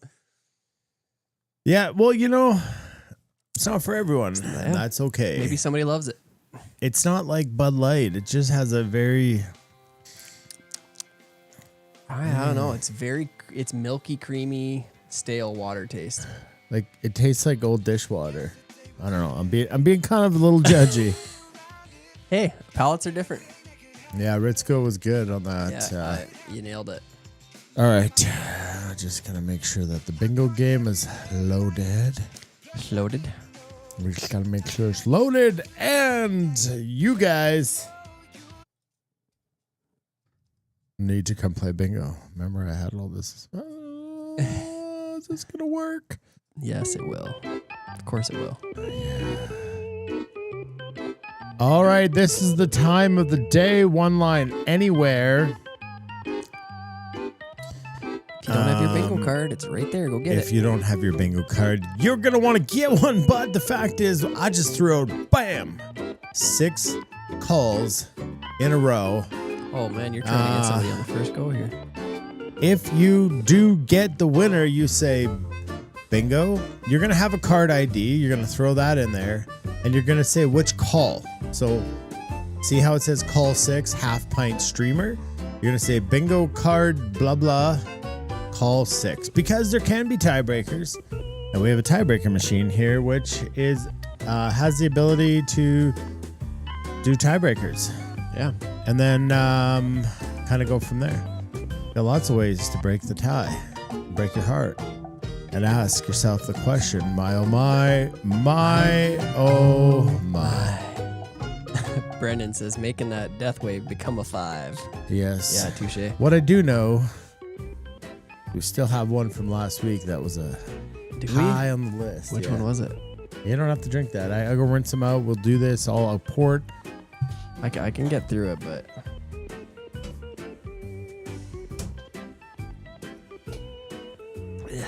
Back to our getting lucky. Anyways, anybody call bingo yet? You just got to call bingo. Call bingo. We got, I know. I thought maybe gulping would get better. It's not. Oh, that was a Struthers beer. Because you like that weird shiver that you... Yeah, like it's kind of in the frontal lobe. It's not sitting Oh, Kenny. on. Are you kidding me? Kenny Kutch. Ken Kutch. Bingo. What call? You know the drill. What call and what's your card ID? And is there And he anybody still else? didn't get a Captain Clutch. He didn't after last No. week. Oh, goodness. How does... This is the Oh. time... Scotty T. Oh, we got a tie. Tie. Card 29, Madam X. Oh, that's call that's 5. A 5. That's on call 5. Scott, you're call 6. Anybody else on call number 5? The Madam X. Oh, he was sitting here too, remember? And he's like, oh, I should have bought a Captain Clutch. I didn't bring my wallet. That hoodie would look good on him, but it probably won't. It won't now. Won't now because he won't win. That's too bad, Ken.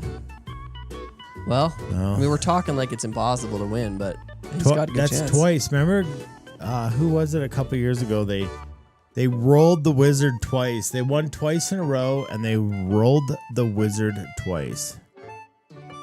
That's how it works. How many bingo cards did Ken print? That's a good question. I didn't buy one because the bingo was...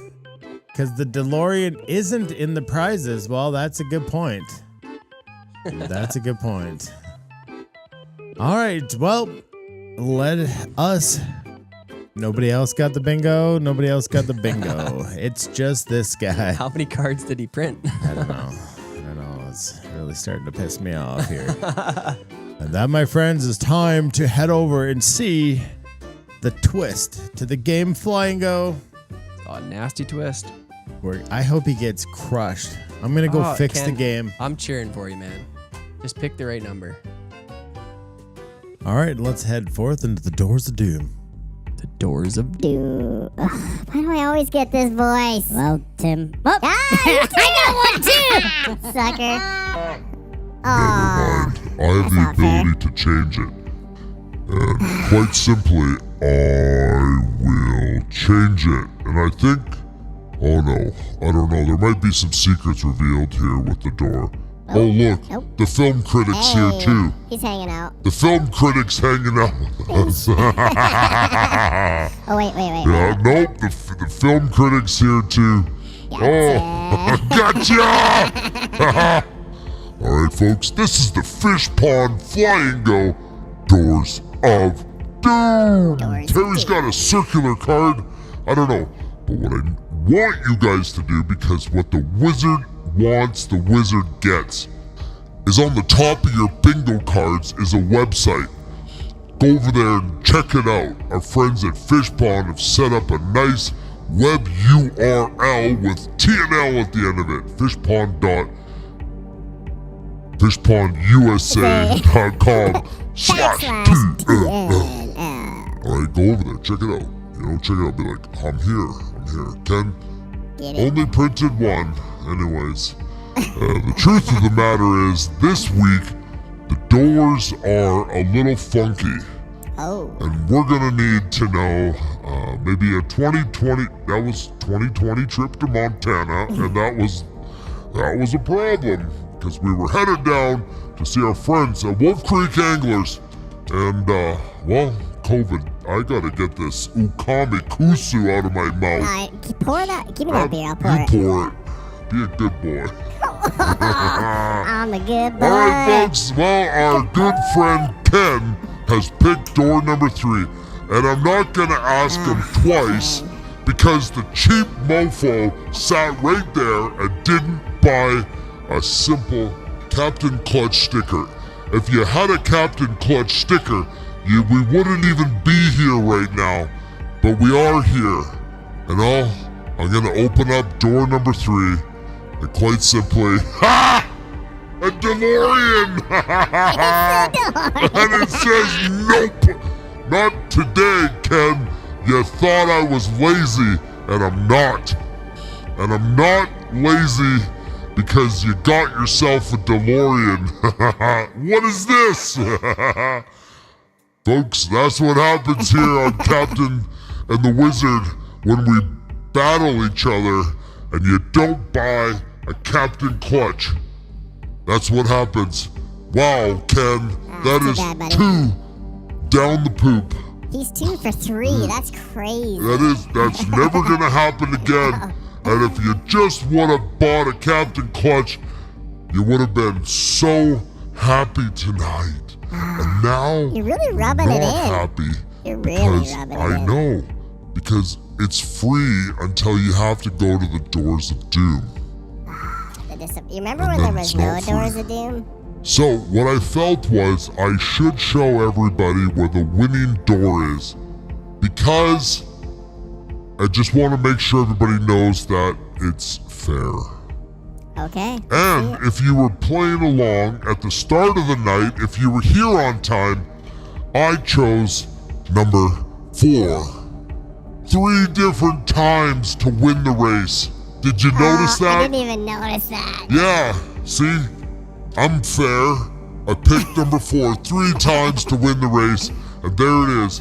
It's the winner. And guess what isn't the winner? Door number 3. Ken. Yeah, now he texted me and said I'm buying one tomorrow. Yeah, Smart man. yeah. I'll never win That's again. never gonna. You're never gonna win this one. Oh, that My good sucks. friend. That My good really friend. sucks. My good previous friend. Buying one tomorrow. Yeah. Wow. That's Doesn't do preventative. anything for tonight. That's not preventative. It's not prophylactic. Well, it's about time. Are we gonna eat that yet? Freaking fresh and freaking rice we freaking are. eat it. Give me some apple. So that's how it's gonna look, and then at the end of the day, folks, this is what we're gonna do before we tie the last fly. It's already 8:30. We're not ahead of schedule anymore. At all. We ruined that. All right, guys. If you haven't gone over to the Instagram and checked out our friend Maggie Murphy at Black Stag Bakery, you're gonna want to do that because me and my friend Tim, and just because nobody came to the couch tonight. Look at this. Oh man.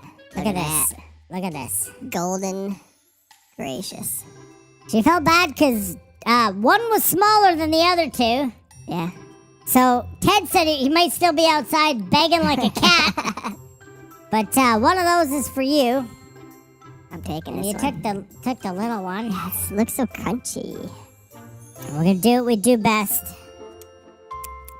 Eat stuff. We're gonna do what we do best, Tim. Oh, that smell. There's nothing like that, man. No. There's nothing. It's wizardry.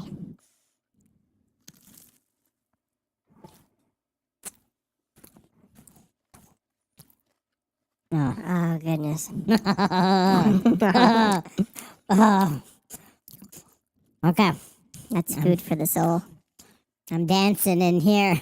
This is dancing here. I can see it.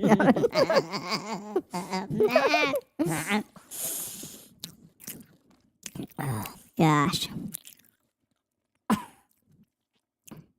That is wildly good.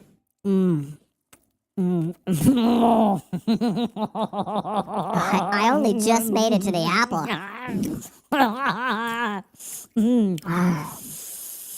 Yeah, we'll keep it around. My goodness. Maggie, what have you done? Oh, she done that pastry, Oh right? my, there's no butter in that. Just don't stop eating. I'm not gonna. You've got to tie a fly. I don't have anything else to do. Oh yeah, I got to do to get him buggy. Oh, I'm gonna be back for another bite here. And it's gonna be over here. Oh, get buggy, but I'm gonna tongue flop this guy. Oh, imagine. What do we got? 10 more episodes after this? We should weigh ourselves tonight and then Nope. see what we look like at Not the even. end. Nope. Not even doing. Oh my goodness. Can I take the spare one home? We're gonna have Indian leg wrestle after this for the last one. But your legs are like tree trunks. That's okay.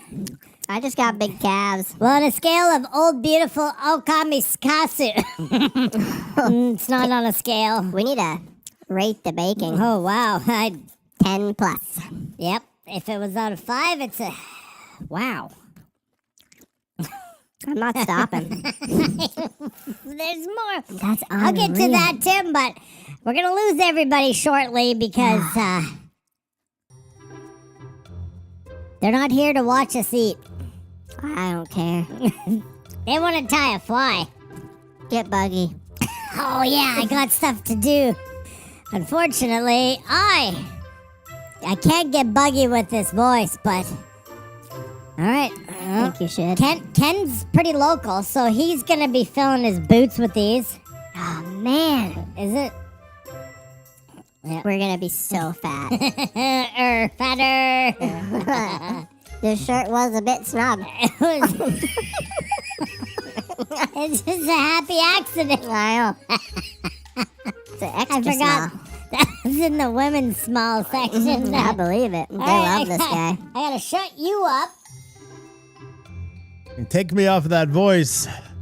The voice of joy. That's kind of the high that you get when you jump into that. All right, back. Welcome back to another segment of Getting Buggy with Dana. We're getting serious here, folks. We're going to learn about the final fly of the night. The 1, 2, 3, 4, 5, 6 fly of season 7. And this one is called the Poacher. And I struggled hard to find information about this one. So I'm going to do my best to give you guys a little bit of when to fish it, some history, some entomology, and how to fish it. But this is the Poacher. It is a wet fly, and the agenda is going to look the exact same as every time we do this. A little bit of history. I don't really have history, so I'm just going to fly through that. It's the idea that it's a swung wet fly, and it can imitate a little bit of a bait fish pattern. It can imitate emerging insects, and sometimes it's just a searching pattern. I couldn't find out quite exactly where it came from. Maybe you know, and you can put that in the comments down below here. So what I also need to know is, we just talked about it. It can be lots of little things like this, just like last week's Cape McLaren. So it pulsates from the hackle. It moves just like the Cape McLaren, except it's got a little bit of a different body where it doesn't really have that double hackle. And anyways, what's going to be more important is something like this, where you're going to have to learn how to fish it, and you're just going to swing it. It's best fish subsurface, traditional wet fly techniques, and I would say swing it through some currents, and give it some pulsating, some strips. You can fish it with a bit of weight. You could also fish it with somewhat of a sinking line or sinking leader or something to just kind of get that fly down. And now that all depends on where you fish it. If it's in the fast riffles, it can be a little heavier line because of the hydraulics of the current. The fly is going to be doing this. Maybe if you want to get deeper in the water column on slower water, you're going to do kind of the same thing. Let it sink for a little bit longer and bring it back. Vary your retrieves. Try to figure out something that works for you and try it all. Like I said, there's not a lot of rhyme or reason to this, but we're kind of going across this searching, which is why we do the swinging flies. And where to fish it? Well, you're going to fish it in bodies of water. It's a good start. It's a swinging fly, so you can swing it in lakes. You can troll with it in lakes. You can swing it in a river. You can fish it as a dropper, maybe. Hopper dropper. Why not? Because sometimes those emerging insects are near the surface, just as we talked about with the Film Critic. But get creative and don't think to yourself, I don't know how to fish this one. You can use it as the first fly of the day as you're just searching.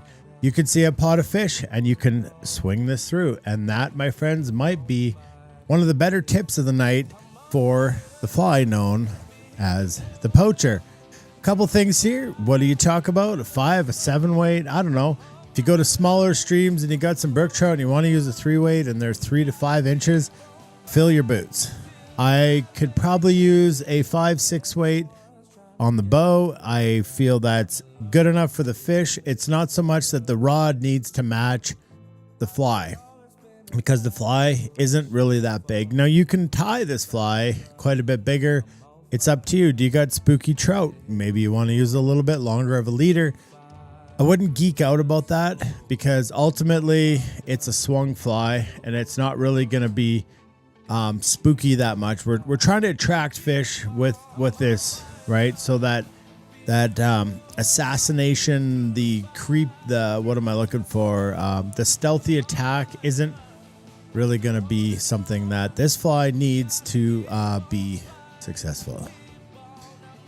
I believe I read that it's meant to imitate a beetle and a grasshopper, and it's meant to imitate a spider.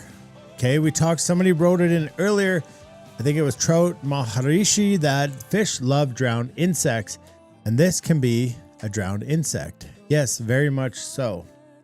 Well, Travis said that he's putting his flies in the water, and that's what he's doing wrong. So that's Getting Buggy with Dana, and this fly is rather kind of boring in that whole like backstory of it, because I really couldn't find a lot, and I think sometimes these flies that come from England and Scotland and area are kind of hard to find a bit of the origin to them, and they've probably been tweaked and turned so many different ways over the years that now we have the poacher. So if you have more of the story on this one, I would loved and in the future also love to know exactly what it is. So whether you're targeting trout in the mountain streams or you're chasing salmon in coastal rivers, the Poacher wet fly delivers results. Tie a few, experience its magic on the water, and experiment with colors. Why not? I think that's wrap for my slideshow. Until next time, I'm Dana, and this is Getting Buggy with Dana. Now, let's tie the fly.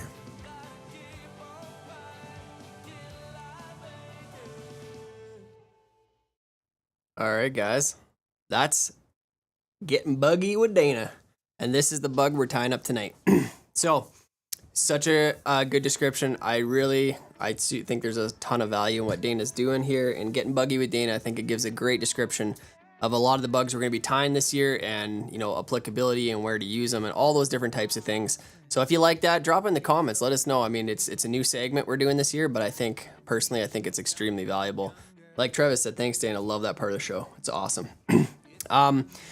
Essentially, thinking of wet flies as a fishing tool. It's you can cover a lot of water with a wet fly.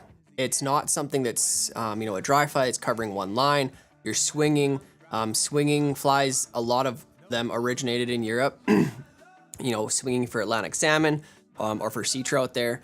I have a bit of an obsession, with swinging flies, two-handed rods, all this. And these are what these are. But applying these to your trout systems and to even your single-hand rods, I actually did a lot of this fall, really played around with it on the bow because I love that style of fishing. The take on a swung fly is an addictive thing. It's a great grab.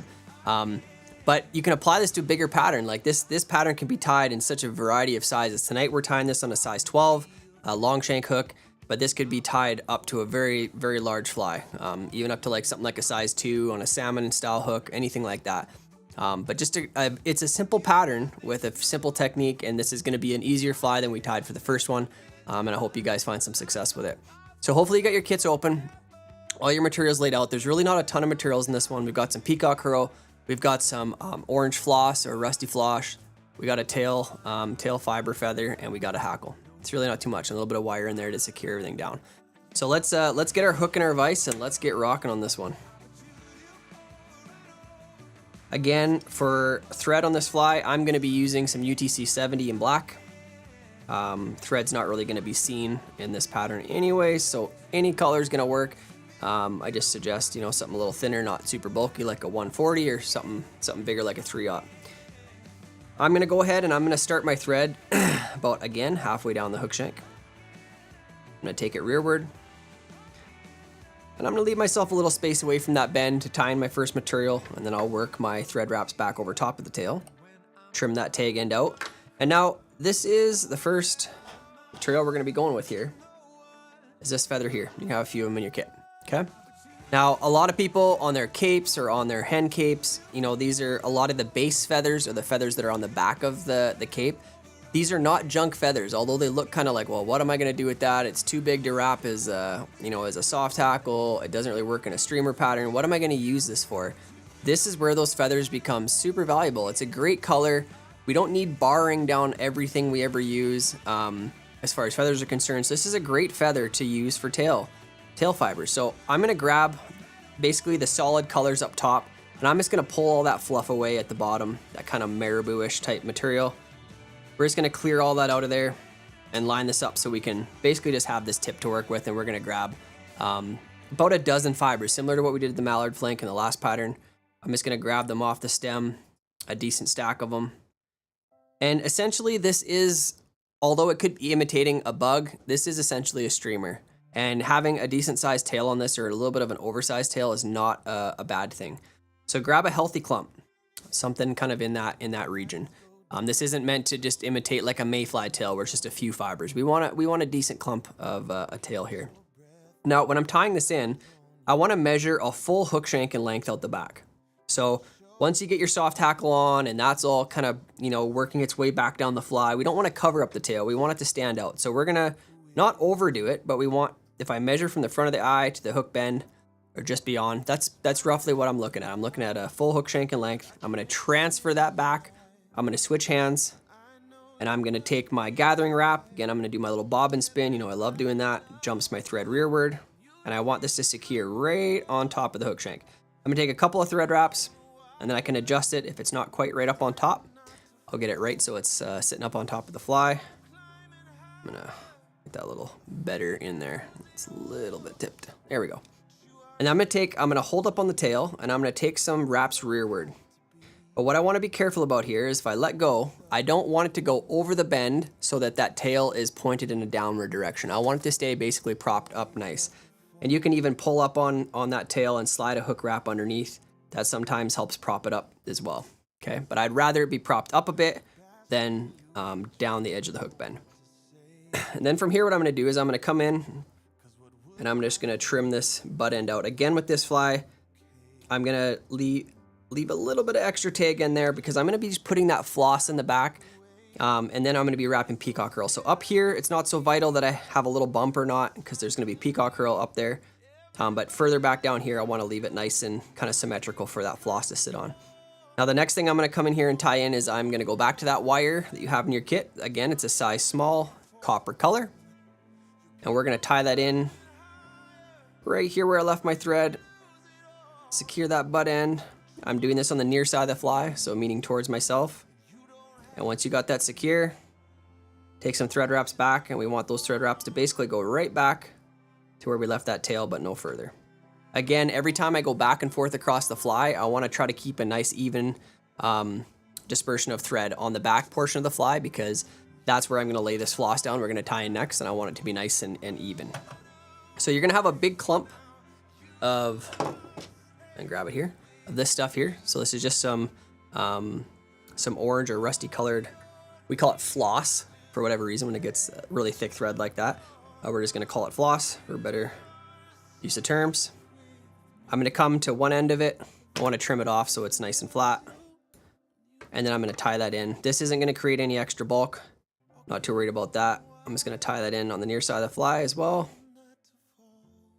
And I'm going to work that right back to where I left my original tie-in point for the tail. Okay?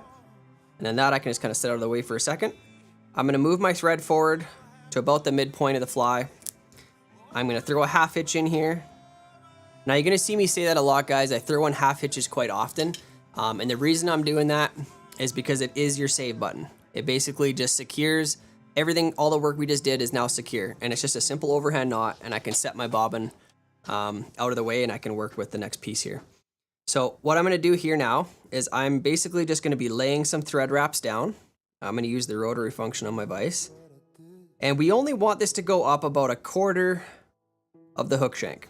So somewhere roughly in there, about 1/4 of the overall hook shank. But now I'm going to go back over top of my work, and I'm going to lay another layer down. Trying to keep those fibers together. Got to work around that hook point, and then I'm going to come back forward. And finish it off.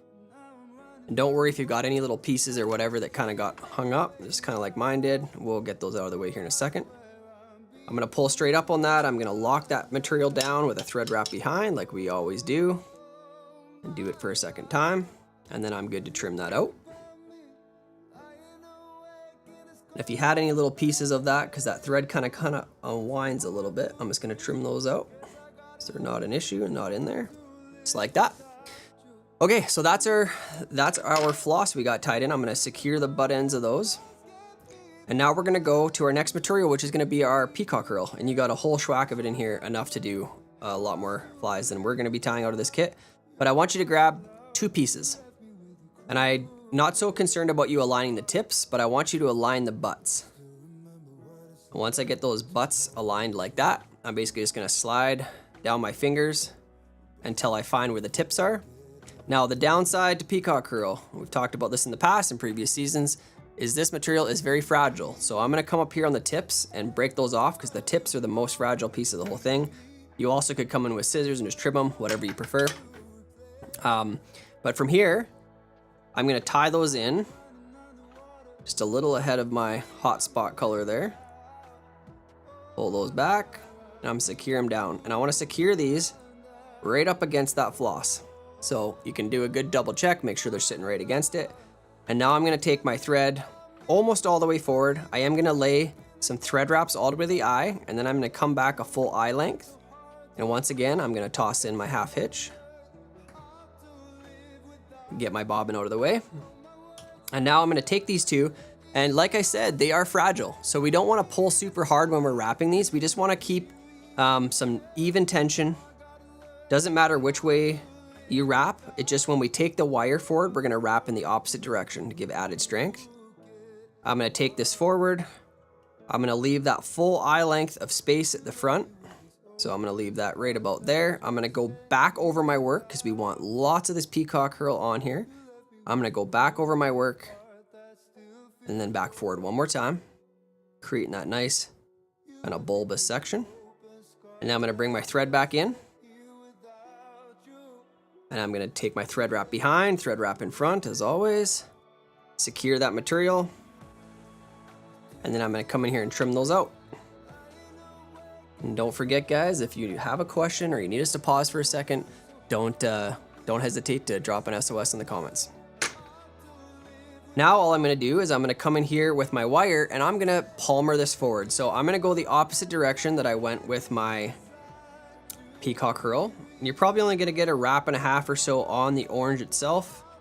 And then we're just gonna do open wraps around that peacock herl. This is gonna give a ton of durability to it because like I said, it is a fragile material. I'm gonna end with my wire pointed straight up. Again, wrap behind, wrap in front, and repeat. And then we can get that material out of there as well. Again, it's that thin wire so we can get away with our little helicopter till it breaks. Set that aside. Now I've left myself some room there for that hackle, which is the desire here. Again, I'm wearing the worst shirt color for this, but you should be able to see it better there now.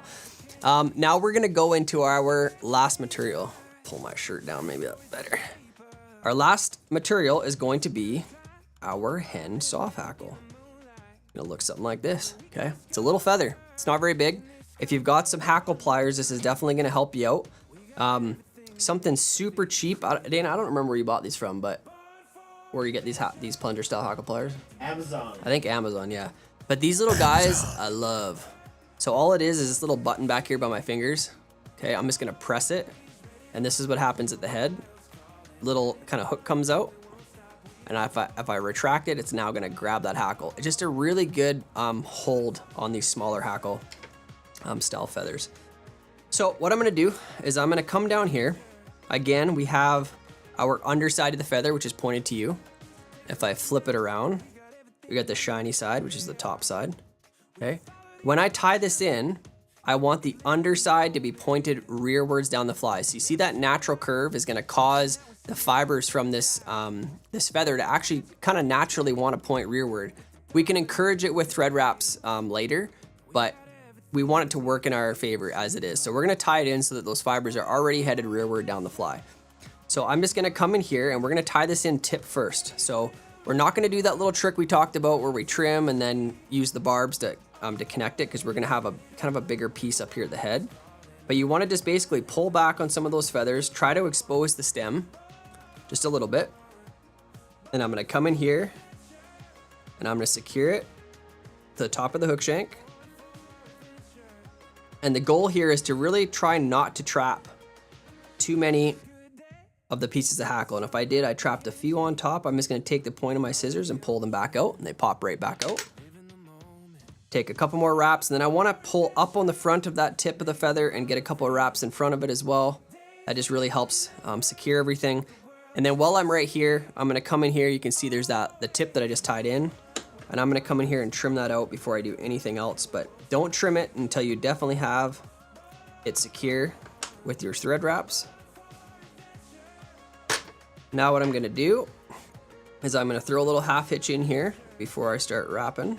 Just gonna get a couple more of these pulled out that I had trapped, good. But like I said, this is a small feather and the stem isn't very strong, so you don't wanna like overdo it and pull too hard on the stem of this this feather, because it will break on you, and then you're gonna have to kind of start over with this portion of the fly. So now I'm gonna come in here with my plunger style hackle plier. I'm gonna grab at the very stem.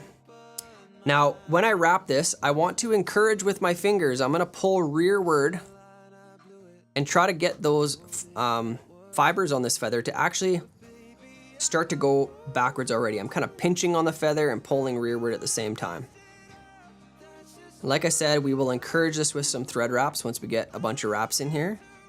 And don't be shy about using probably most of this feather. We want a good decent amount of hackle up at the head of this fly. This is basically the head of the fly, and it creates some of the bulk, and the water movement that's gonna happen off these feathers is kind of what sets the pattern. Once I got this to this point, I'm gonna keep my hackle pliers straight vertical, pulling on that feather. I'm gonna try to wiggle and work my thread through behind, so I'm not trapping too many, and then in front, and I'm gonna repeat that one more time. Go behind. This is a real bummer portion of the fly if you don't get this secure, because as soon as I cut this tag end off, if everything falls apart, then it's a real bummer to start over. But from this point, I'm gonna release my hackle plier. I'm gonna pull all of this rearward so I can just expose the very tip of the fly, and I'm gonna create a little bit of a cone-shaped ramp with my thread and going back onto that feather just a smidge. It's going to help. You can see there how it just kind of encourages all that fiber to point rearward. And now as carefully as you can, come in here and trim out the tag end, that butt end of the feather. The goal is just to not cut a bunch of other fiber out with it. I'm going to wet my fingers a bit, pull back on this again. Make sure I really got a nice little ramp at the head of this fly. And it would be really, really simple on this fly too, is just to add a bead, whatever size you want for weight. There's nothing wrong with adding a bead to a pattern like this. It just adds some weight to it if you're not putting any weight on the tip of your fly or how you want to swing it and what depth. I'm just going to do a little half hitch knot. I am going to add some resin here again. Little half hitch. What kind of bead do you suggest? Well, it depends. I mean, like, it's depending like what a you're trying. glass bead or I would go an brass. enamel bead. Brass or tungsten, depending on the depth you want it to swing at. It depends on the length of your leader too. So if I'm fishing this on like a 4X leader, you know, it might be longer, it might be 9 foot. A standard like streamer leader is maybe only 4 feet, 5 feet. It really depends how you're fishing it, how you're swinging it. If it's a dropper or if you're actually fishing it as a streamer pattern. If I was fishing as a streamer pattern, I would probably put a brass bead on it and help it get down just a little bit and swing it across the current. Would you ever Like put an enamel bead on it? an enamel bead? An enamel. What are you talking about? An enamel bead. You never use those? An anal bead. Yeah. No, don't think it would fit. Gosh, Dana. All right, gonna trim my thread out. Last piece here I'm gonna do is I'm gonna come in here with my resin one more time. It's gonna put a little dab of my bone dry right on my thread wraps. And Terry, try to keep this away from the eye of the fly. Little dab. I'm not trying to coat the whole thing. I'm just trying to let that soak into the thread wraps. You can see it gives it a little shine. I just getting decent coverage. This bone dry really soaks in well with most of these into the thread wraps, which is why I really like this. And it's just a nice kind of chubby bodied soft tackle. And that peacock curl as well, like you got to think of when this is in the water and you're swinging it, all these hackle is gonna kind of sit back even further. So imagine it's sitting back like this. That peacock body is actually kind of helping it stand up and still giving it some bulk to the body and kind of creating a little bit more of a realistic size and profile of bug and or minnow. That's it, guys. That's the poacher. That is it. That's the poacher. That is Sweet little it. soft tackle. Just like that. Hopefully that went good for you guys and it turned out something like that. And as always, we'd love to see pictures of your flies if you get them done. And if you got, Ritzko said he got the chai tea for this week. So I said, oh, Cool. such is life. We're not perfect. We can tell you But that. what we will do is we'll send you up the boom mics, which, yeah. So if anytime something's mic. missing or whatever, let us know, because at the end of the day, the hand-picked, handcrafted stuff sometimes goes wrong. Yeah. Less likely than more likely, but just let us know. We'll send you out a package to get you covered, and you got lots more chai teas to tie. The chai tea, that's not a bad one. Anyways, we tied the Film Critic, the Poacher, but wait, there's more, folks. There is one thing left to talk about.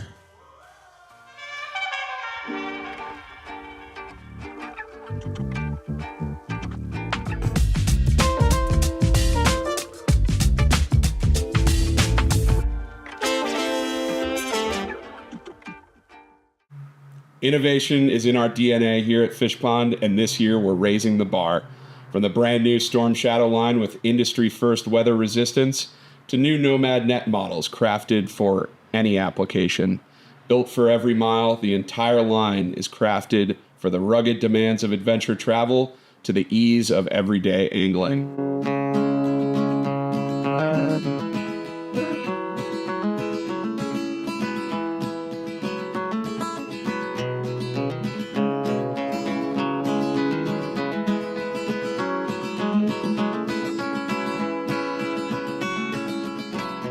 Head on over to fishpondusa.com to find a dealer near you.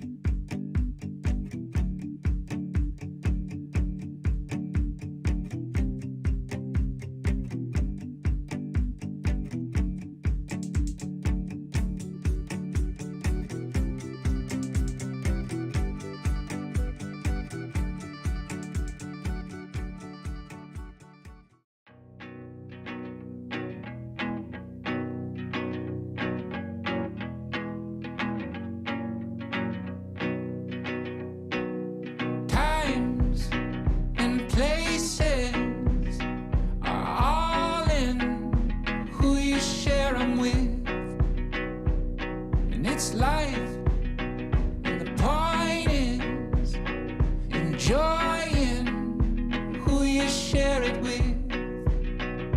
Joy is who you share it with. And the weeks and the weekends are keeping close who you spend them with. And in time, what you find is the time. That's right. It's that time of the night. Time for us to unwind, to start pulling the curtains closed on another incredible evening, a Thursday night full of everything. From subtle hints in the beginning That weren't picked up on. that were not picked up even by Tim. Yeah, I didn't even, and I even knew and I didn't know. I know. And was that fun or was that fun? Did anybody pull a finger muscle? Probably not, because we warmed up your fingers before this night began. We introduced you guys to the new sponsors, our friends at Wolf Creek Anglers, a fly shop and an outfitter, one of the best outfitting services and lodging services on the Missouri River. So make sure you hit him up, give him a follow, reach out to Jason and thank him for helping make Thursday Night Live even a better place to be. And ultimately, what's still tingling in my chakra here, which is this. You didn't even I can't finish even- yours. Yeah, I had the big one, and man. I got maybe a subtle note from Janine saying if you eat all of it, I so see. you maybe should take half home Oh, for see what See what it gets me. well, a pie for And all. I know. Yeah, Black Steak Bakery, Maggie. Thank you, Maggie. That was And incredible. I just don't know how to say pies appropriately, but Just go for it. those ones were Thanks for your pies. They were great. honestly, guys. Whenever you can get your hands on them, Come to the couch. That's all I can say. It's worth it. because she made 3. She made extra for the couch people, and nobody showed up tonight, so nobody got to partake in that. The beers tonight, well, Old Beautiful, Sea Change Brewing, and Dandy. And we'll just say that's a strikeout, because 3 strikes and you're out. But we'll always be back next week to try a few more and get some more baking from Maggie, Black Steak Bakery. But most importantly, we got to share time with you guys, the TNL fam. And this segment is all about us and you and sharing our wins. What is a win, Tim? Win is simple. It's what is important now. And that doesn't have to be something that's this crazy big thing. It could be the fact that you woke up today. It also could be something you're struggling with in your life. And I think if you're newer to TNL, you're going to realize very quickly, that this group is an incredible community that's just here to support you. And whether that's a positive thing or a negative thing or a struggle going on in your life, that's what we're all here for. And we're here for more than just a Thursday night. These are all people to connect with. And it's super fun to see the Facebook group and everybody sharing, in there as well. But that's what it is. It's about it's about sharing these things in your life, because we've got to know some pretty incredible people through this show and get to spend time with them on the water and all these things. And it all comes back to this. It's vulnerability and willing to share parts of their life with each other. 100%. Yeah. What we call the TNL fam. So Yeah. what's important now, how it goes is Tim will share, I'll share, and then we'll throw your guys' comments on the screen, and then we'll read them out. We'll share. We'll stay here because this is overtime, and sometimes K-pop makes an appearance in the overtime hours. Typically, we're out of here around 9-ish.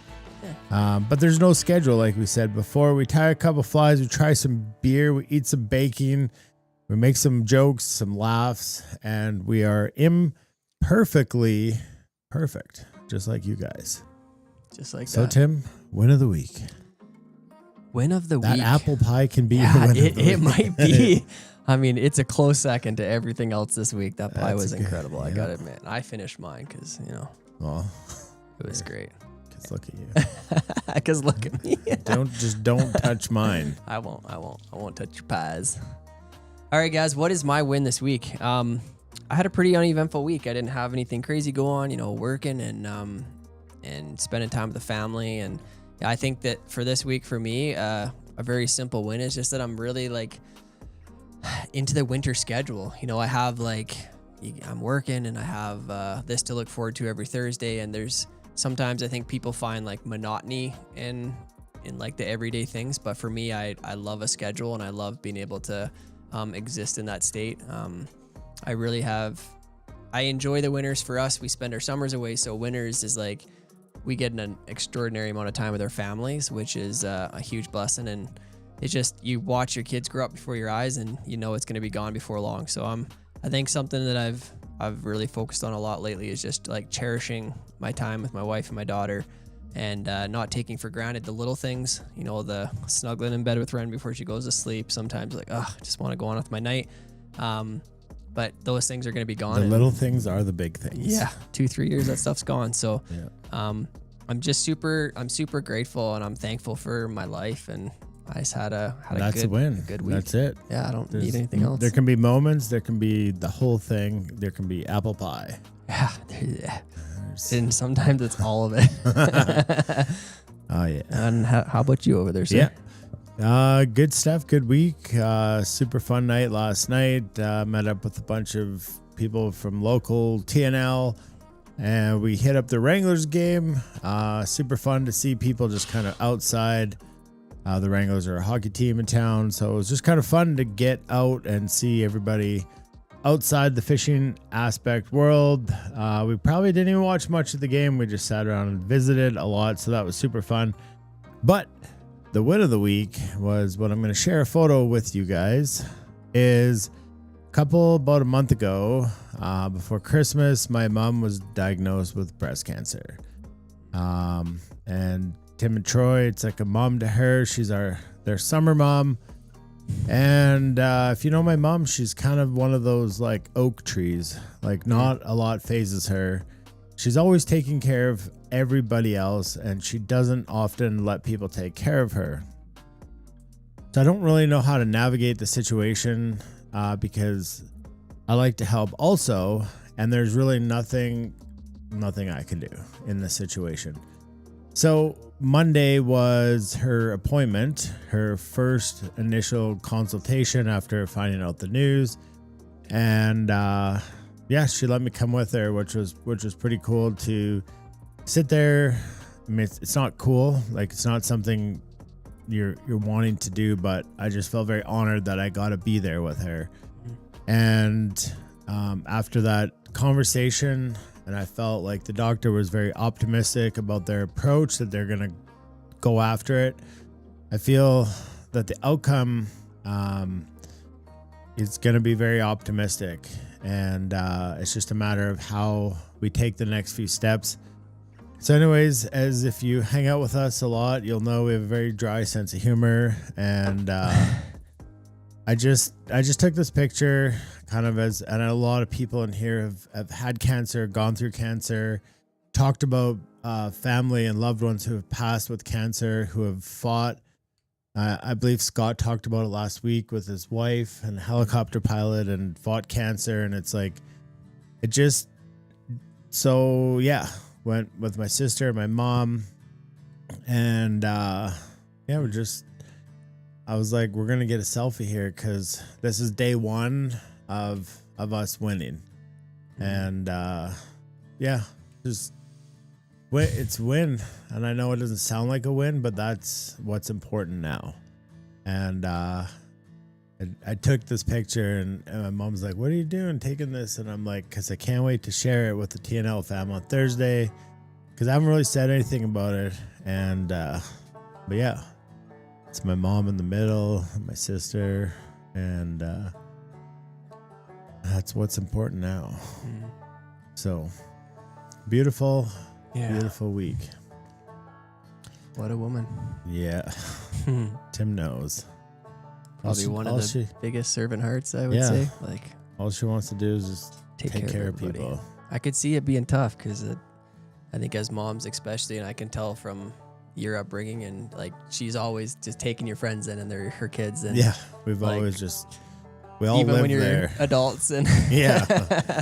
40 Yeah, years what- old, having sleepovers all Yeah. summer. So, Yeah, anyways, prayers, thoughts, whatever you do.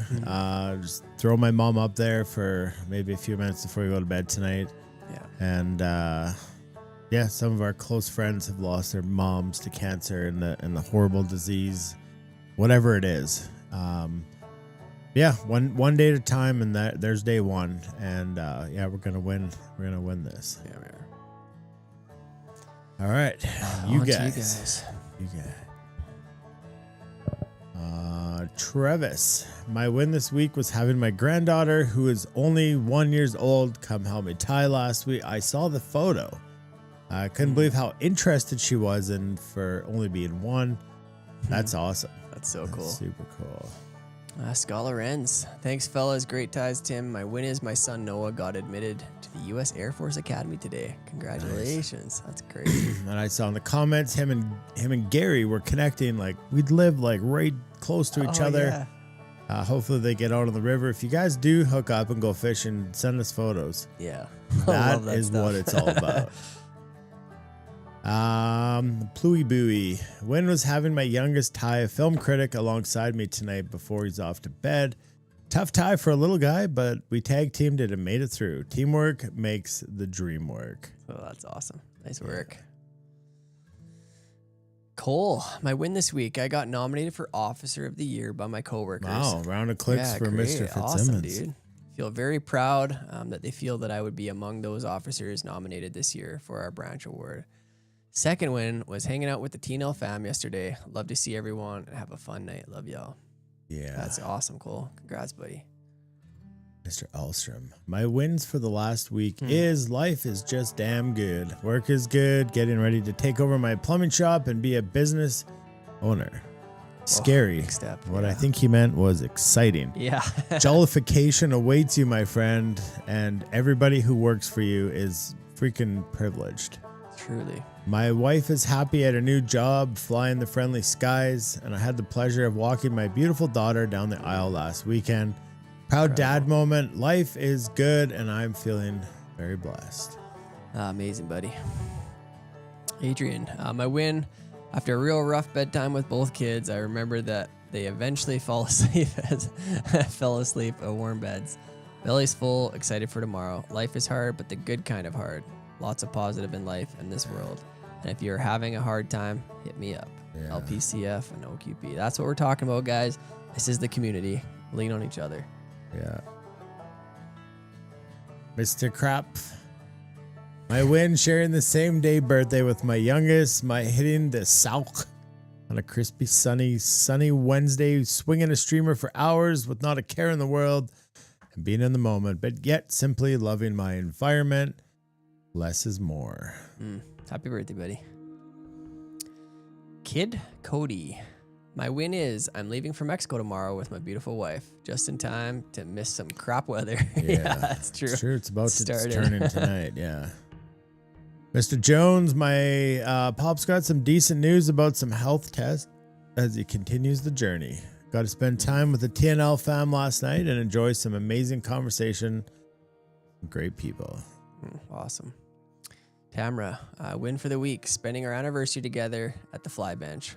Also in the final prep days before my first powerlifting meet, back since tearing my bicep. T16 days. Oh, The that's bicep. awesome. Happy anniversary. We are Awesome. so pumped you guys are here with us. Yeah, Yeah. tradition. Tradition. The Dick House will always celebrate. Sather winning. My win is getting things teed up this week to be able to enjoy 6 episodes of TNL in Mexico during February and March. No excuses. That's a long time there, Terry. Didn't get an Well, he's invite. It's ready to weird. go, yeah. Actually, I forgot to tell you, but Joel did invite us fishing in Florida. Oh, I did hear Or that. not Florida, Texas. Texas, yeah. I don't know. Not with this Mexico stuff. You're up. But you're drinking Cam. another Okami Sui. Win was to just make it through another week. Life is like chucking foam in the winter. Fun to do, but not always very productive. But can always hope as the days progress. Yeah. Yeah, buddy.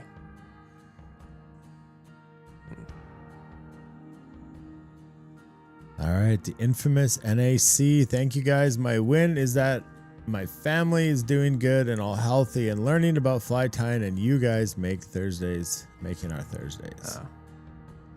Happy to do that. That's Nick. That's Yeah. Nick. That's Nick. That's Florida.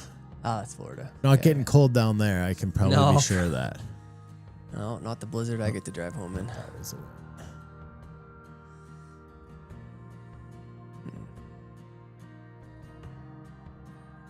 Eric, my win, I got to fish today. It was too windy to be fun, but it was good to get out and beat the water to a froth. I had a dear friend pass away unexpectedly. She was like a big sister to me. I've been in shock. I'm so sorry to hear that about your mom, Dana. You're in my prayers. God is with her. I love you all. Love people, catch fish. TNL is a highlight to my week. Amen. Amen.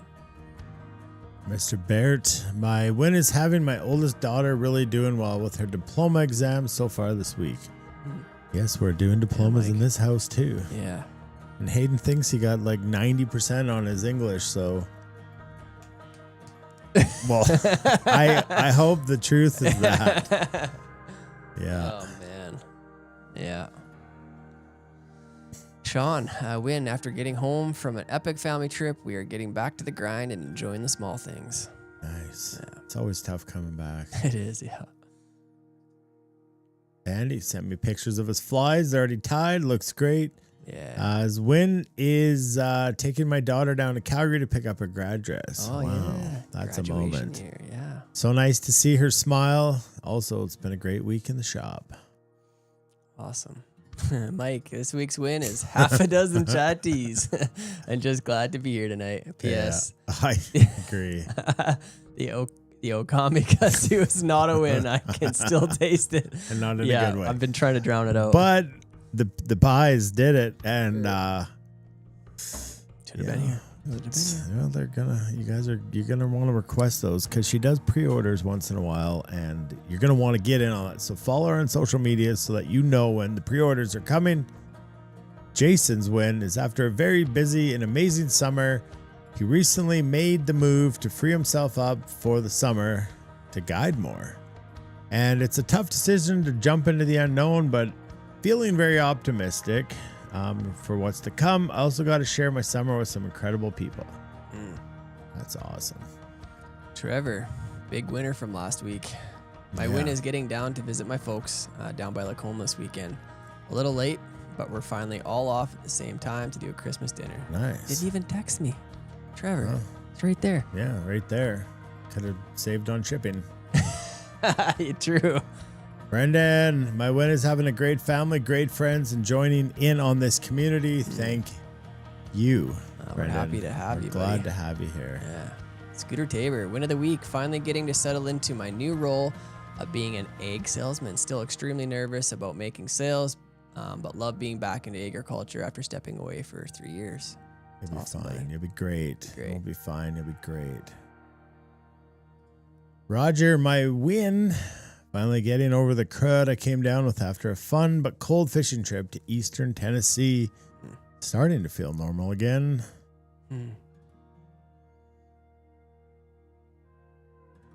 Yeah, keep your stick on the your cheesy sign-offs weren't yeah. great this week. No, because I use the same one Quick twice. ties will be up tomorrow. I gotta find a better one. Yeah, you do. And you repeated them. I don't even know which one I said last time. Anyways, you did it. It was I bad. know, it was bad. All right, folks. All good things must come to a temporary end. And like I said about 15 minutes ago, is the curtains are starting to close on episode 3. The Film Critic and the Poacher. The Poacher.